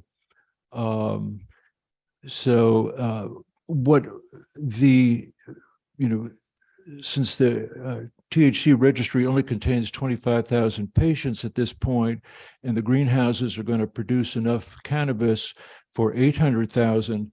I'm so glad you're taking up the topic of surplus, because there's going to be an incredible amount of surplus, as you can imagine. just some of the calculations that went into the figures that I just gave you is that 86% of greenhouses, according to RAND and according to University of California, Marijuana Business Daily, 86% of cannabis greenhouses produce 4 or more harvests a year. There's an average yield of 39.5 grams of marijuana per square foot. And so those calculations were used when we looked at the 400,000 square feet of canopy in the 6 greenhouses that have been allowed.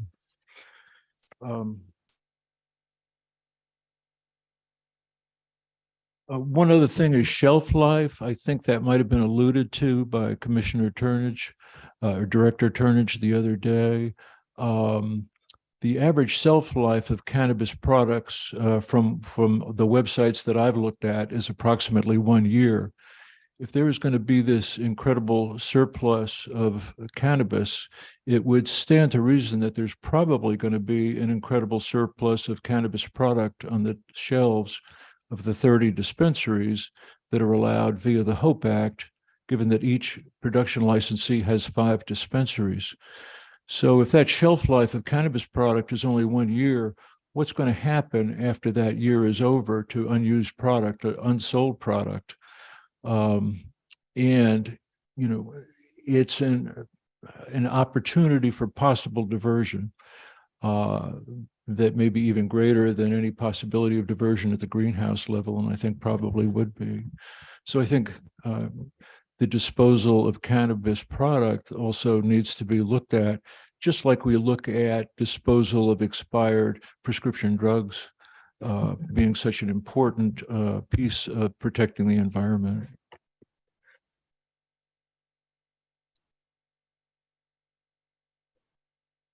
So another area that I wanted to address is that perhaps a very unintended assumption of the legislation are the cannabis products that are listed in lines 3 through 5 of the House Resolution 798S.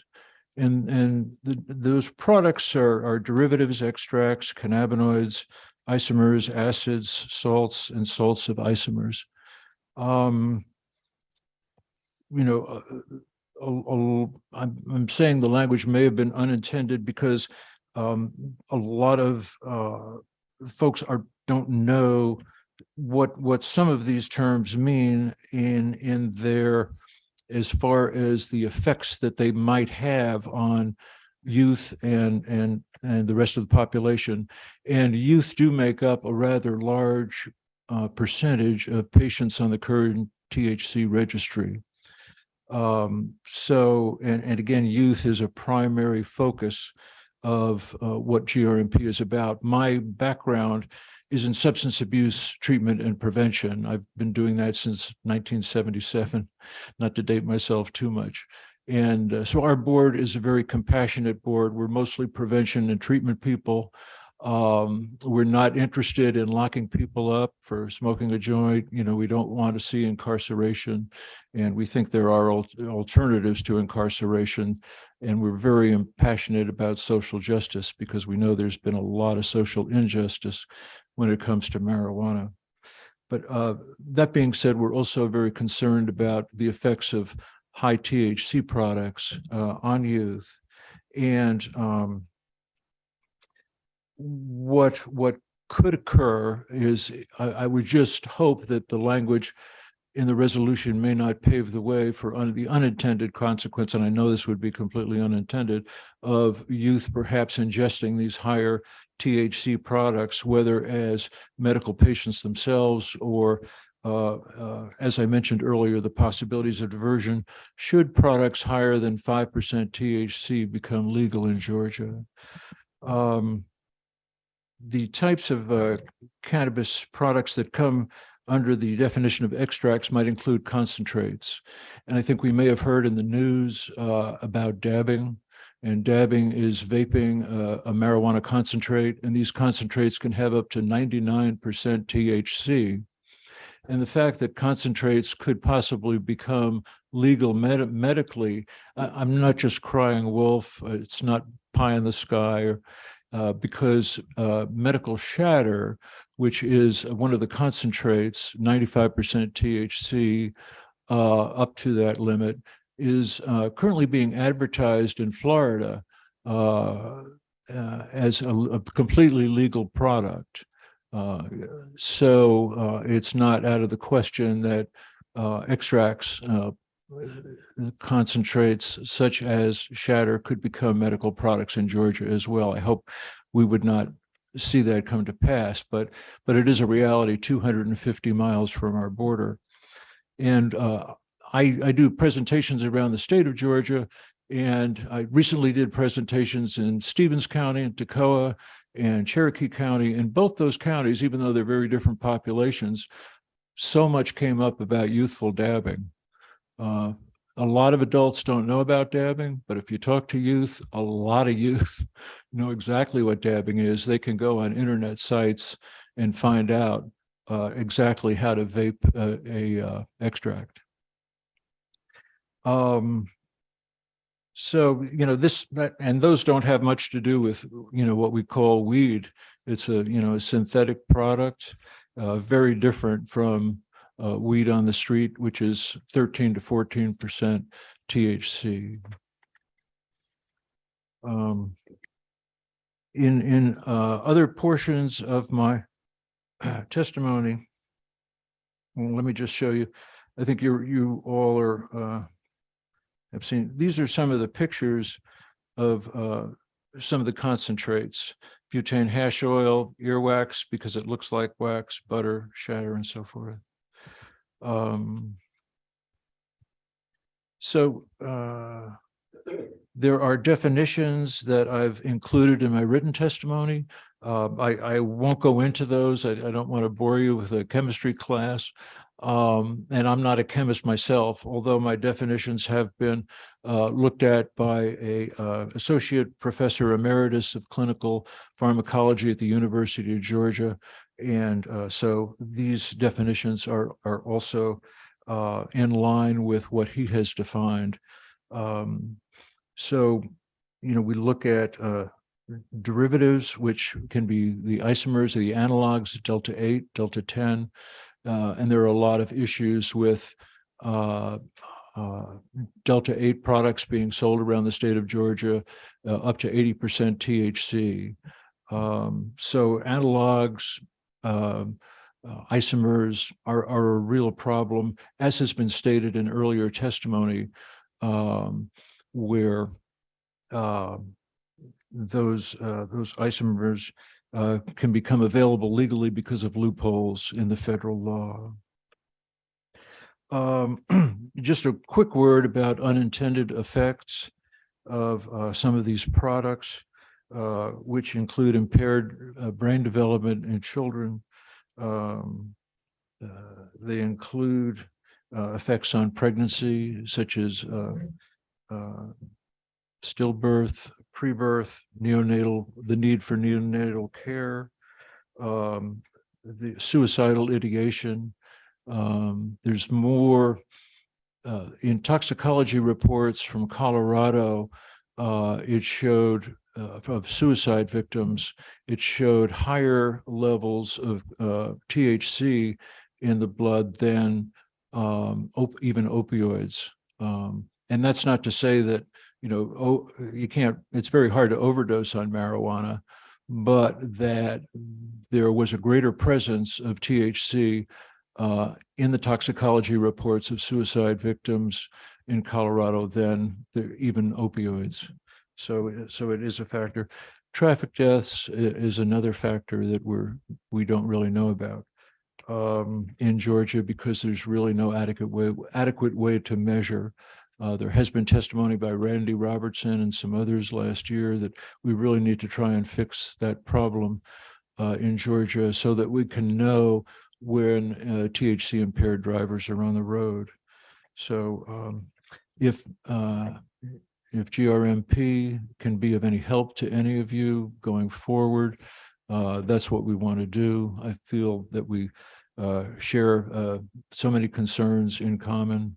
And if I can be of any help whatsoever to the committee, I would gladly do that. Thank you, Dr. Raduca. We have a question from Chairman Corbett. Yeah, thank you, Madam Chair, and thank you for the presentation. Couple questions, and they both are connected. You said the shelf life on this medical cannabis and good for a year. What are other states doing when it expires? I mean, we don't have to recreate the wheel. What is it? And the same way on the unintended consequences, same question. Have other states already addressed this issue, and can we model after what they have done? That is a great question. I have to tell you that I just became aware of the shelf life issue myself a day or two ago. So I can research that for you and would be very happy to get those answers to you. As far as dealing with unintended consequences with highway deaths, the state of Colorado does have a per se law, and Georgia did away with our per se law for THC some years ago. There are certainly great disadvantages of a per se law when it comes to THC because it's extremely complicated, but it might be better than what we currently have, which is a system that's not working. We hardly ever hear about THC impaired driving because we have the drug recognition expert system, which is good. But then you have to have the driver taken to a hospital for a blood test, and then the report has to come back from the GBI positive. So there's so many things that impede the process of reporting on impaired drivers, and also we're not dealing very well with coroners and medical examiners looking for marijuana in deceased drivers. All right, thank you. Thank you. I think you brought up such an interesting point. And I'm not sure if you're going to be able to answer this question, but I'll throw it out to you. So the class 1 facilities or tier 1, I'm not sure which one it's called, but one group they have 100,000 square foot, class 1. They have 100,000 square foot, and then the class 2 has 50,000 square foot. And so the question is, are you saying within the 100,000 square foot of those 2 licensees, which equals 200,000 cumulatively, and then the 50,000, which would be another 200,000. So under the 400,000 square feet, you're saying that can produce 800,000 versus that can provide medicine for 800,000 people, but the law is only allowing 25,000 people. And the second piece to that question is, maybe the facilities, and I'm glad that I see Mr. Fowler's here from Botanical Sciences.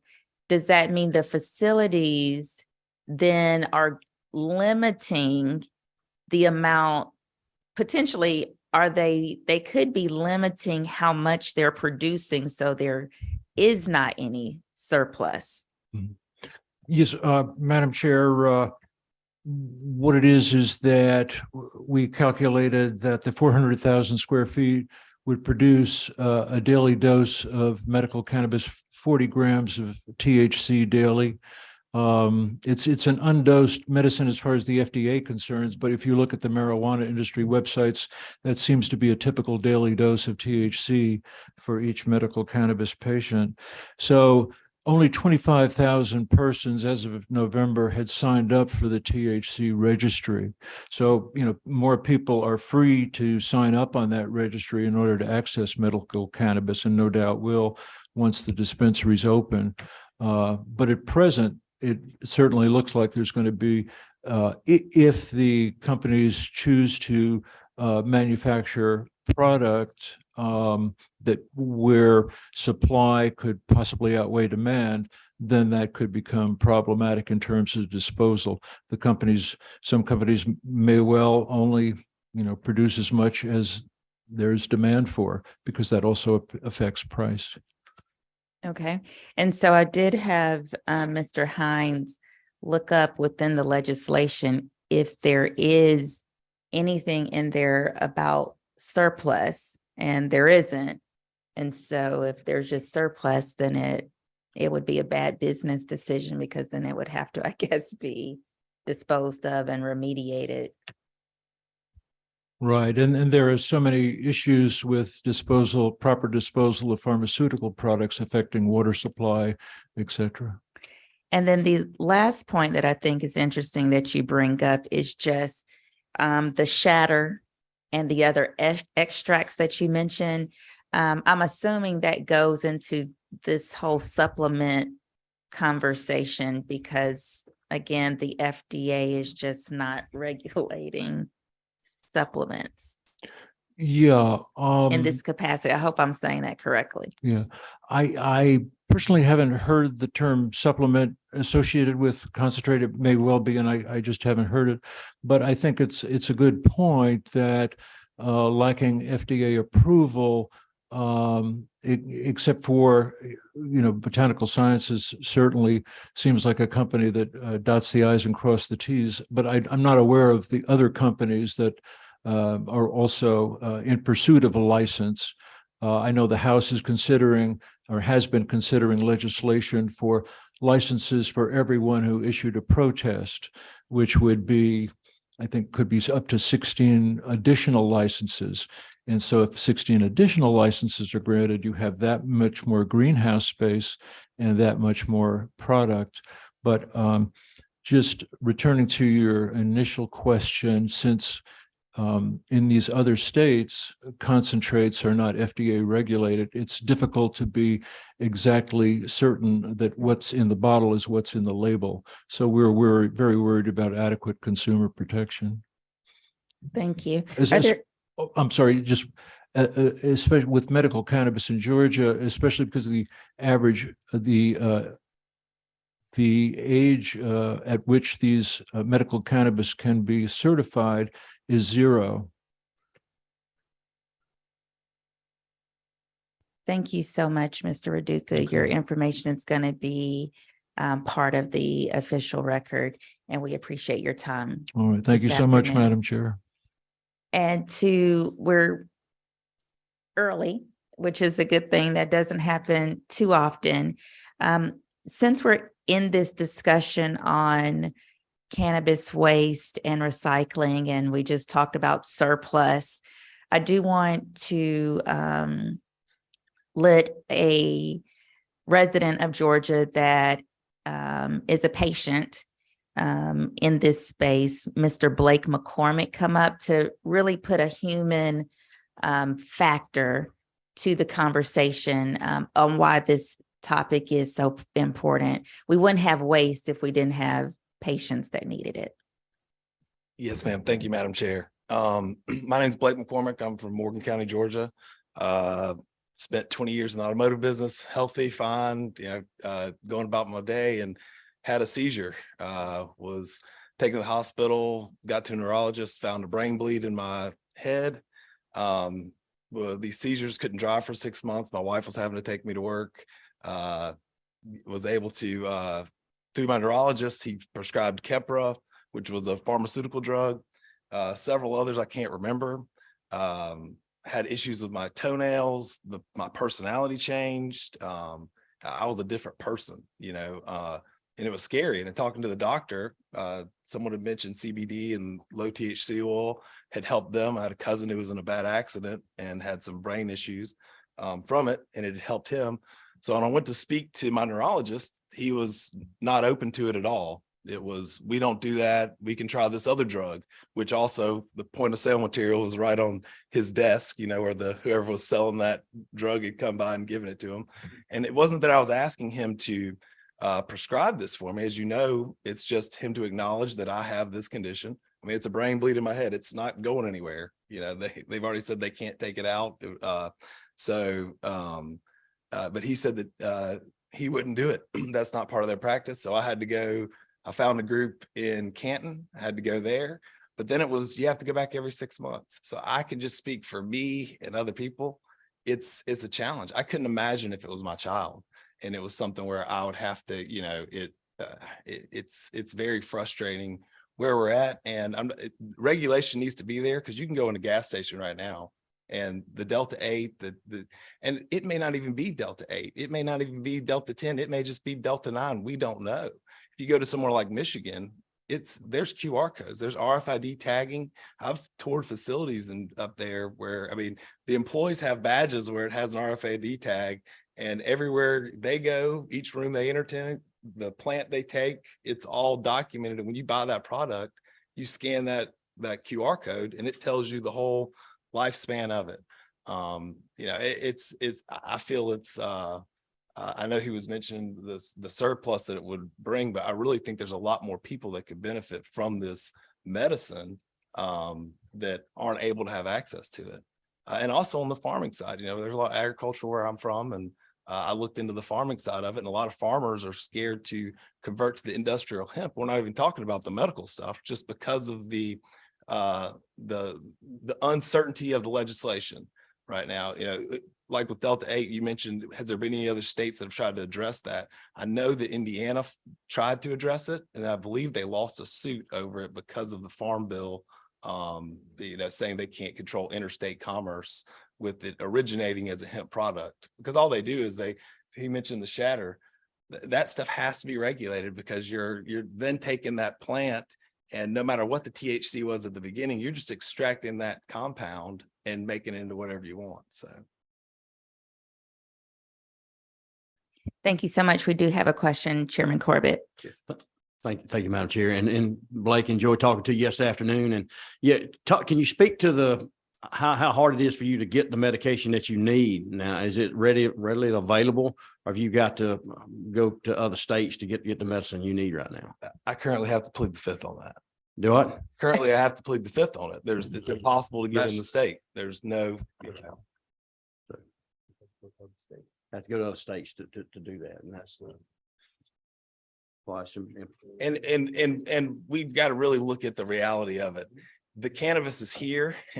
The use of cannabis is, I believe, just as much here per capita as it is in California or Colorado. But the ones that are getting the tax revenue off of it and are regulating is those states, and not us, and the black and gray market that have come from it. So I think there's a lot we can learn from other states and mistakes they made in the beginning. But I do feel that it's, you know, ultimately we've got to be ready for it, and we got to be able to protect the people and let them know, you know, what's in the product they're getting.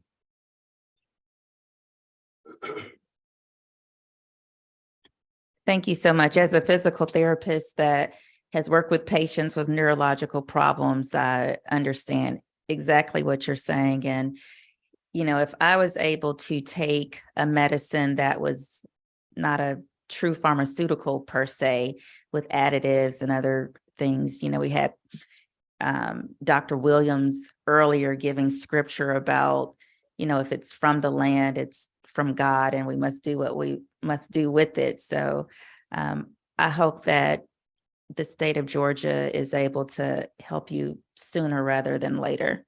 I hope so too, Madam Chair. And I would also like to add, I truly believe that our good Lord didn't put this plant on this earth for us not to find. We all know it smells very unique and it grows very easily. So thank you.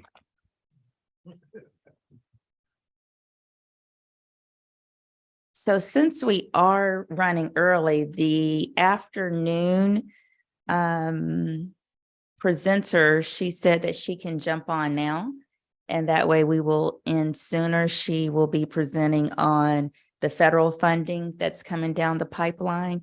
And so if we can go on recess for 5 minutes.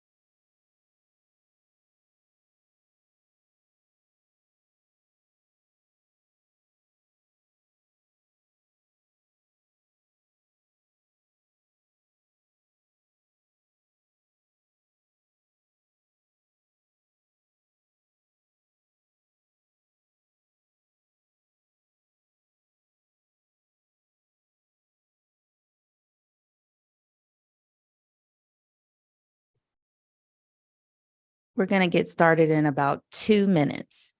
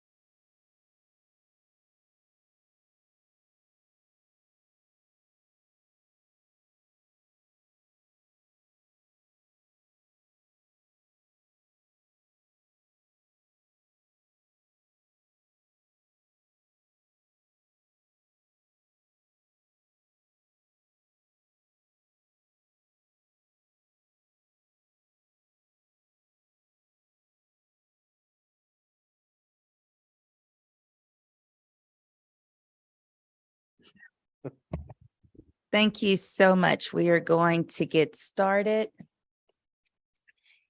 And our first presenter that was originally scheduled for this afternoon, thankfully she was available, so we can make the most use of our time. It is Ms. Michelle Moore. And Michelle, welcome. Thank you for your flexibility. And if you can just start with telling us a little bit about yourself and your expertise in this area before we get started. Thank you so much, Representative Maynor. And it's a blessing to be with you all this morning. Thank you so much for the opportunity to share with this committee. As Representative Maynor said, my name is Michelle Moore. I am the CEO of an organization called Groundswell. Our mission is building community power. We are a 501c3 nonprofit organization. We are based in Washington, D.C., which is Groundswell's hometown. And we're also very grateful to serve communities, particularly rural communities in Georgia, which is my home state. My hometown is LaGrange, Georgia. And y'all don't even know how much I wish I were with y'all there today. And our field and my field has been sustainability, particularly corporate sustainability in a business context, and Groundswell works in clean energy, really in service to low and moderate income households and communities. So the perspective that I'll be sharing with you here today is based on my own experience and our organization's experience working with many of the federal policies and opportunities that are also relevant to the matters under consideration here. Thank you. Okay. So with that, I will dive right in, and I'll look to Representative Maynor's direction as it relates to time, and also taking questions from the experts and leaders who are represented here today. So just to touch on each of the policies that are noted, and to offer a perspective as well. Because I know that there is a diversity and a very important diversity of perspectives on the policy topics that we're discussing, the federal legislation that was passed. And certainly from my point of view, as someone who is a service to communities in this field, and someone who is from Georgia as well, I think that it's an approach that I take is that once the federal opportunities are there, you go get the money and bring it home. And so that's the point of view I'm going to be offering to y'all today is what's the policy that's shaping the investment opportunities to inform or inspire ideas about how to get the dollars and bring them home. And, with that, I would also share a perspective that, based on my own experience with federal service, that, the federal government and federal agencies can set goals.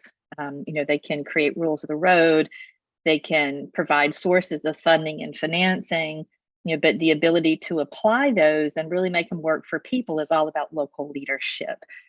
So, leadership and innovation and ideas from folks like those assembled around the table today, and leaders in the communities that you all represent. And so that also shapes the spirit, of the informational offering that I have for you all today. So just to run down the list, and I'll kind of start from the top and discuss the Justice 40 policy first, because that is something that shapes the way, and the priorities with which different funding opportunities are going to be available. And again, I offer this up as a practitioner, in a field that's related to, recycling and sustainable agriculture, regenerative farming practices, reuse, circular economy, many of the topics that you all are talking about here today. So the Justice 40 policy is a policy that's been adopted by the Biden administration, but it actually originated in community leaders from the environmental justice movement. And what the Justice 40 policy says is, and this is enshrined in an executive order at this point, is that 40% of the benefits, and that term benefits is a really important word. So 40% of the benefits of this administration's investment in climate resilient infrastructure. So that means clean energy projects, that means all sorts of things. It's a very broad scope. It can mean housing, it can mean roads, it can mean agriculture as well. But 40% of the benefits of this administration's investment in climate resilient infrastructure will be directed to disadvantaged communities. Now, disadvantaged communities, obviously that's a policy term as well. What does disadvantaged communities mean? That's something that many federal agencies are in the process of defining a little more granularity, but that's going to mean communities where household incomes are low or very low.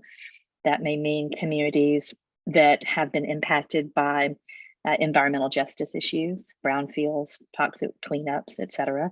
That could mean communities that have been historically marginalized, under-resourced, or underinvested in. And then there's also a corollary, which is energy transition communities.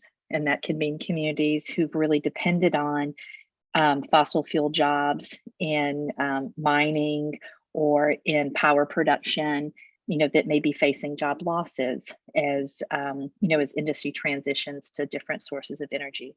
So 40% of the benefits of all these policies, whether we're talking about the Inflation Reduction Act funds or whether we're talking about IIJA, which is kind of a mouthful, but the Infrastructure Act funds, are meant to be directed into and benefit, right? It's not necessarily dollars going specifically to projects in those communities, but aggregate benefits to, to disadvantaged communities. So that's the Justice 40 policy, and it applies across the board. So we now want to shift to the Inflation Reduction Act. Now, the Inflation Reduction Act is a very broad piece of policy that included many incentives, benefits, funding, financing, you name it, including tax credits and some changes to tax credit policies that are meant to support climate resilient infrastructure, certainly on the energy side, but also involving manufacturing, USA made manufacturing, job training, agriculture, and many other types of funding and financing and tax credit investments that the federal government makes in communities. And that could benefit, I'll give you some specific examples rather. USDA funding that's directed to help make rural businesses and agricultural businesses, farms, more resilient. That could include investments in water or energy infrastructure, but that could also include regenerative farming approaches or circular economy approaches in agriculture, that help to create more and multiple uses for farm products, similar to the questions that this committee is examining related to waste reuse or recycling as a part of the life cycle of cannabis products. So that is an example of how potential funding or financing opportunities that are available from the Inflation Reduction Act may apply, to enable some of the types of innovations and new business and beneficial business practices that this committee is contemplating as a part of its scope. And then remember, and I know that there are a lot of acronyms here, and depending on direction from Representative Maynor as chair, be happy to listen to questions and answer them if I can, or take them away as homework to bring back to this group. But the Justice 40 policy applies, right, to how the Inflation Reduction Act funds are being implemented. So within the context of, for example, federal investments in regenerative farming or circular economy practices, right, that 40% of those investments would be prioritized into communities that suffer economically, that have been under-resourced historically, et cetera. So it creates a very significant opportunity, particularly for our rural communities that really need jobs, investment, and economic opportunity. So that's the Inflation Reduction Act. And with the IIJA, with the Infrastructure Act, that's an extraordinary and really generational investment in American infrastructure.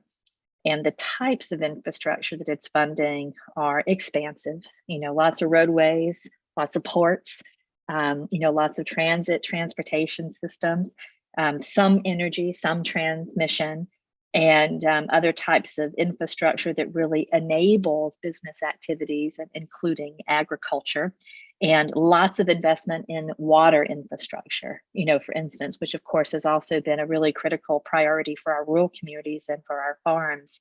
There again, and a little bit differently from the Inflation Reduction Act, where many of the funds and financing opportunities that are available can be directly grant funded or directly financed to even rural businesses, into collaborations that can compete for funding. The IIJA funding goes more directly to states and localities.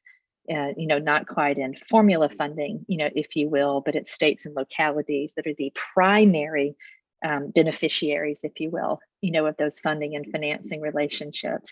I am sure that as extraordinary a place to do business as the state of Georgia is, the state of Georgia is probably already all over this in terms of ways in which it can enable the economic development vision for the state.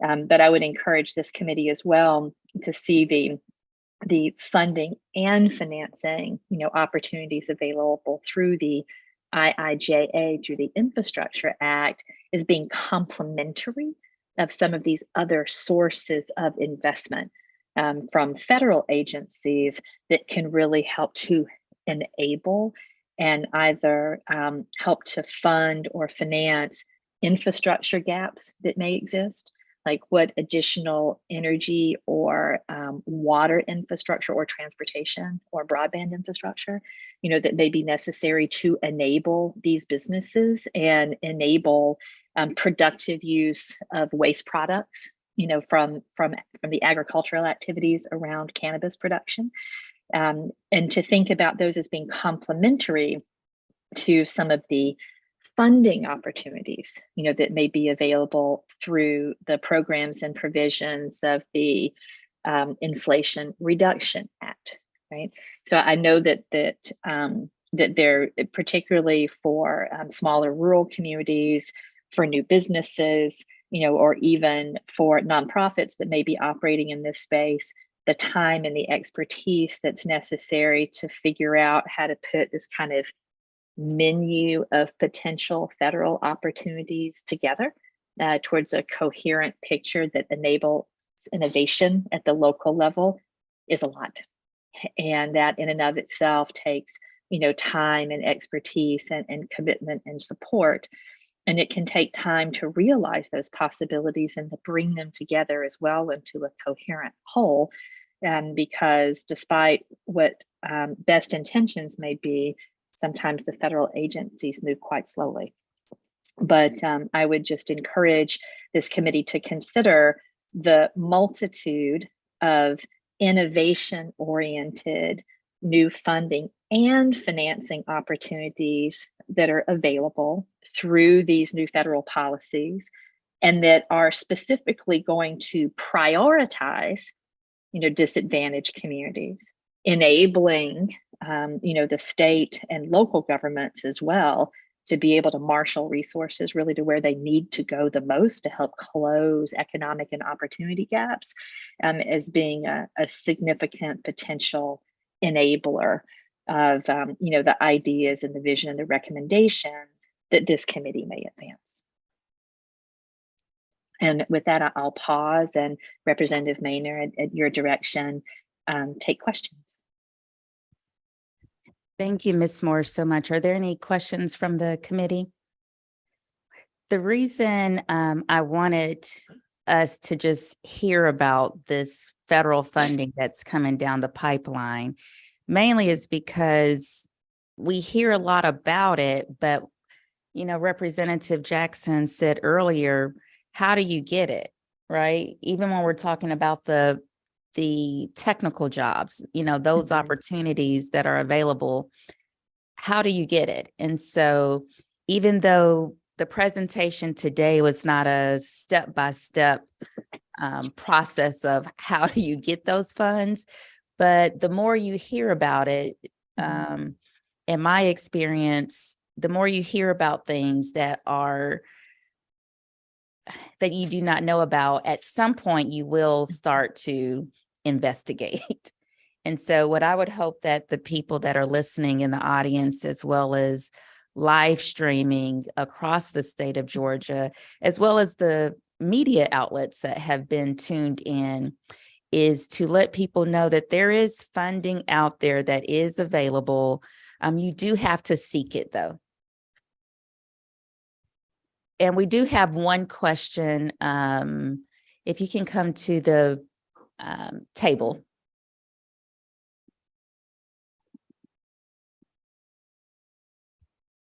If you can just introduce yourself, please. Hello, good morning. I'm Dr. Fowler. I'm the CEO for Botanical Sciences, and thank you for your comments or your information. But I would like to ask a question that maybe you could help clear up some of the muddy waters.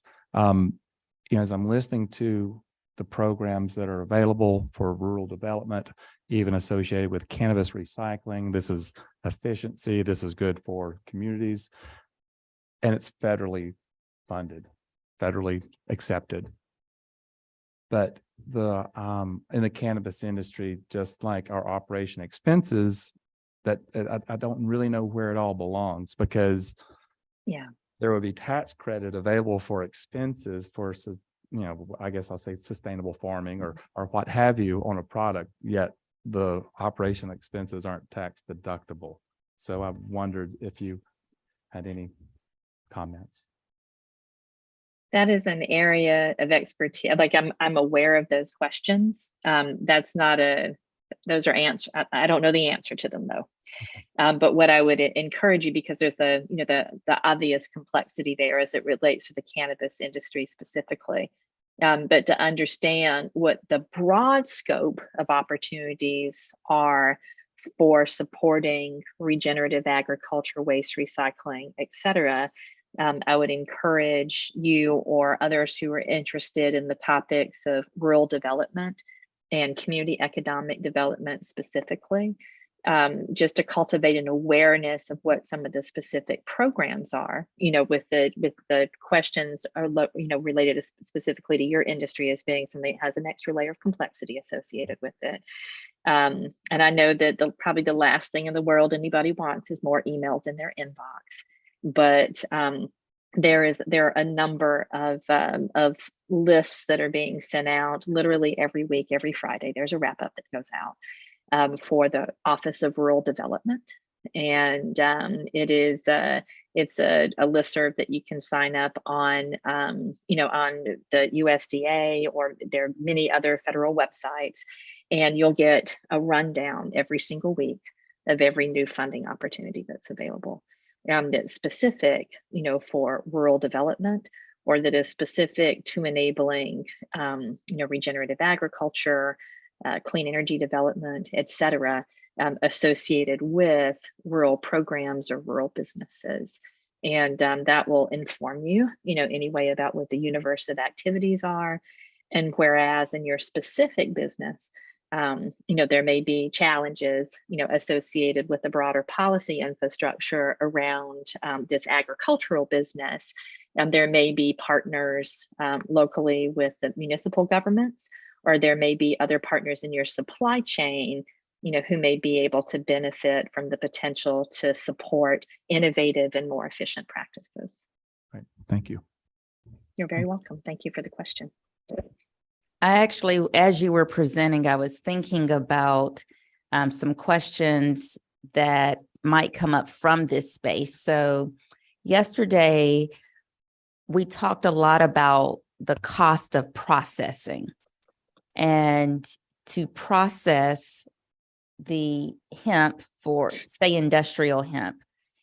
They said it was pretty much like a $20 to $30 million startup cost to make paper or alternative fibers or of sorts, right? And so the thought is, would things like this, would these startup processing fees that are sustainable infrastructure, sustainable infrastructure, would this be included under, I feel like they would be included under these different opportunities. Any thoughts on that? I know you didn't hear the conversation yesterday, so you might need a little bit more context. No, I would, I'd be happy to research it further and, come back with some, based on my experience in adjacent space, to potential resources to help answer those questions. I think that there's also another, colleagues in another innovative industry that has really been pioneered in Georgia, and that's in the carpet and fiber industry. Particularly around commercial carpet. And full disclosure, y'all, I used to work at Interface Inc., so I can talk your ears off about carpet too. But the state of Georgia, with the many leading companies from Interface, Shaw, DuPont, and others, really pioneered what was a very capital intensive industry around recycling nylon fibers. And even recycling PET, so Coke bottles, for example, into fibers that could be used in commercial carpet.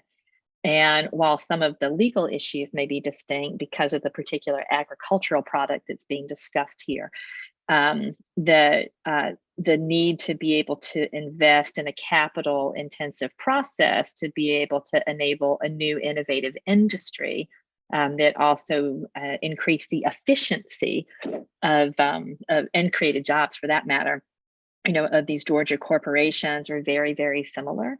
And I would encourage the committee to consider engaging with the recycled fiber industry on the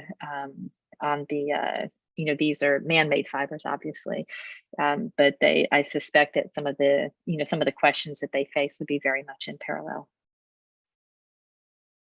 Thank And I you. would be happy to come back to you, Representative Mader, with some recommendations for additional resources that may help support the work of this committee along those lines. Thank you. One other thing that I thought about was yesterday, Botanical Sciences talked about their double incinerator and the cost associated with the double incinerator. And this morning, Dr. Matisoff talked about how green friendly the double incinerator is because it captures the CO2 emissions. And so, thinking outside of the box, I thought, well, that seems like that would be something that would be funded through, some of these monies. I don't know if you looked into that or not. I think that it's, the question is always related to the particular agricultural project, that the cannabis industry is creating, but, carbon capture and storage generally, and also, ways to use waste heat, thinking about waste products as biofuels, are all very innovative practices, that are being supported through investments in R&D, to investments and deployment, particularly as it relates to benefiting rural communities that may be, economically disadvantaged or disadvantaged by job loss or a whole host of other issues, that can create gaps that keep our rural communities and our rural neighbors behind, or separated from opportunities. And so I'd be happy to follow up with recommendations about places specifically to engage with those questions. Thank you so much, Michelle, for your presentation today. And your comments will be a part of the record that will come out of this study committee. And we are in recess until 1 p.m. Thank you so much. Thank you.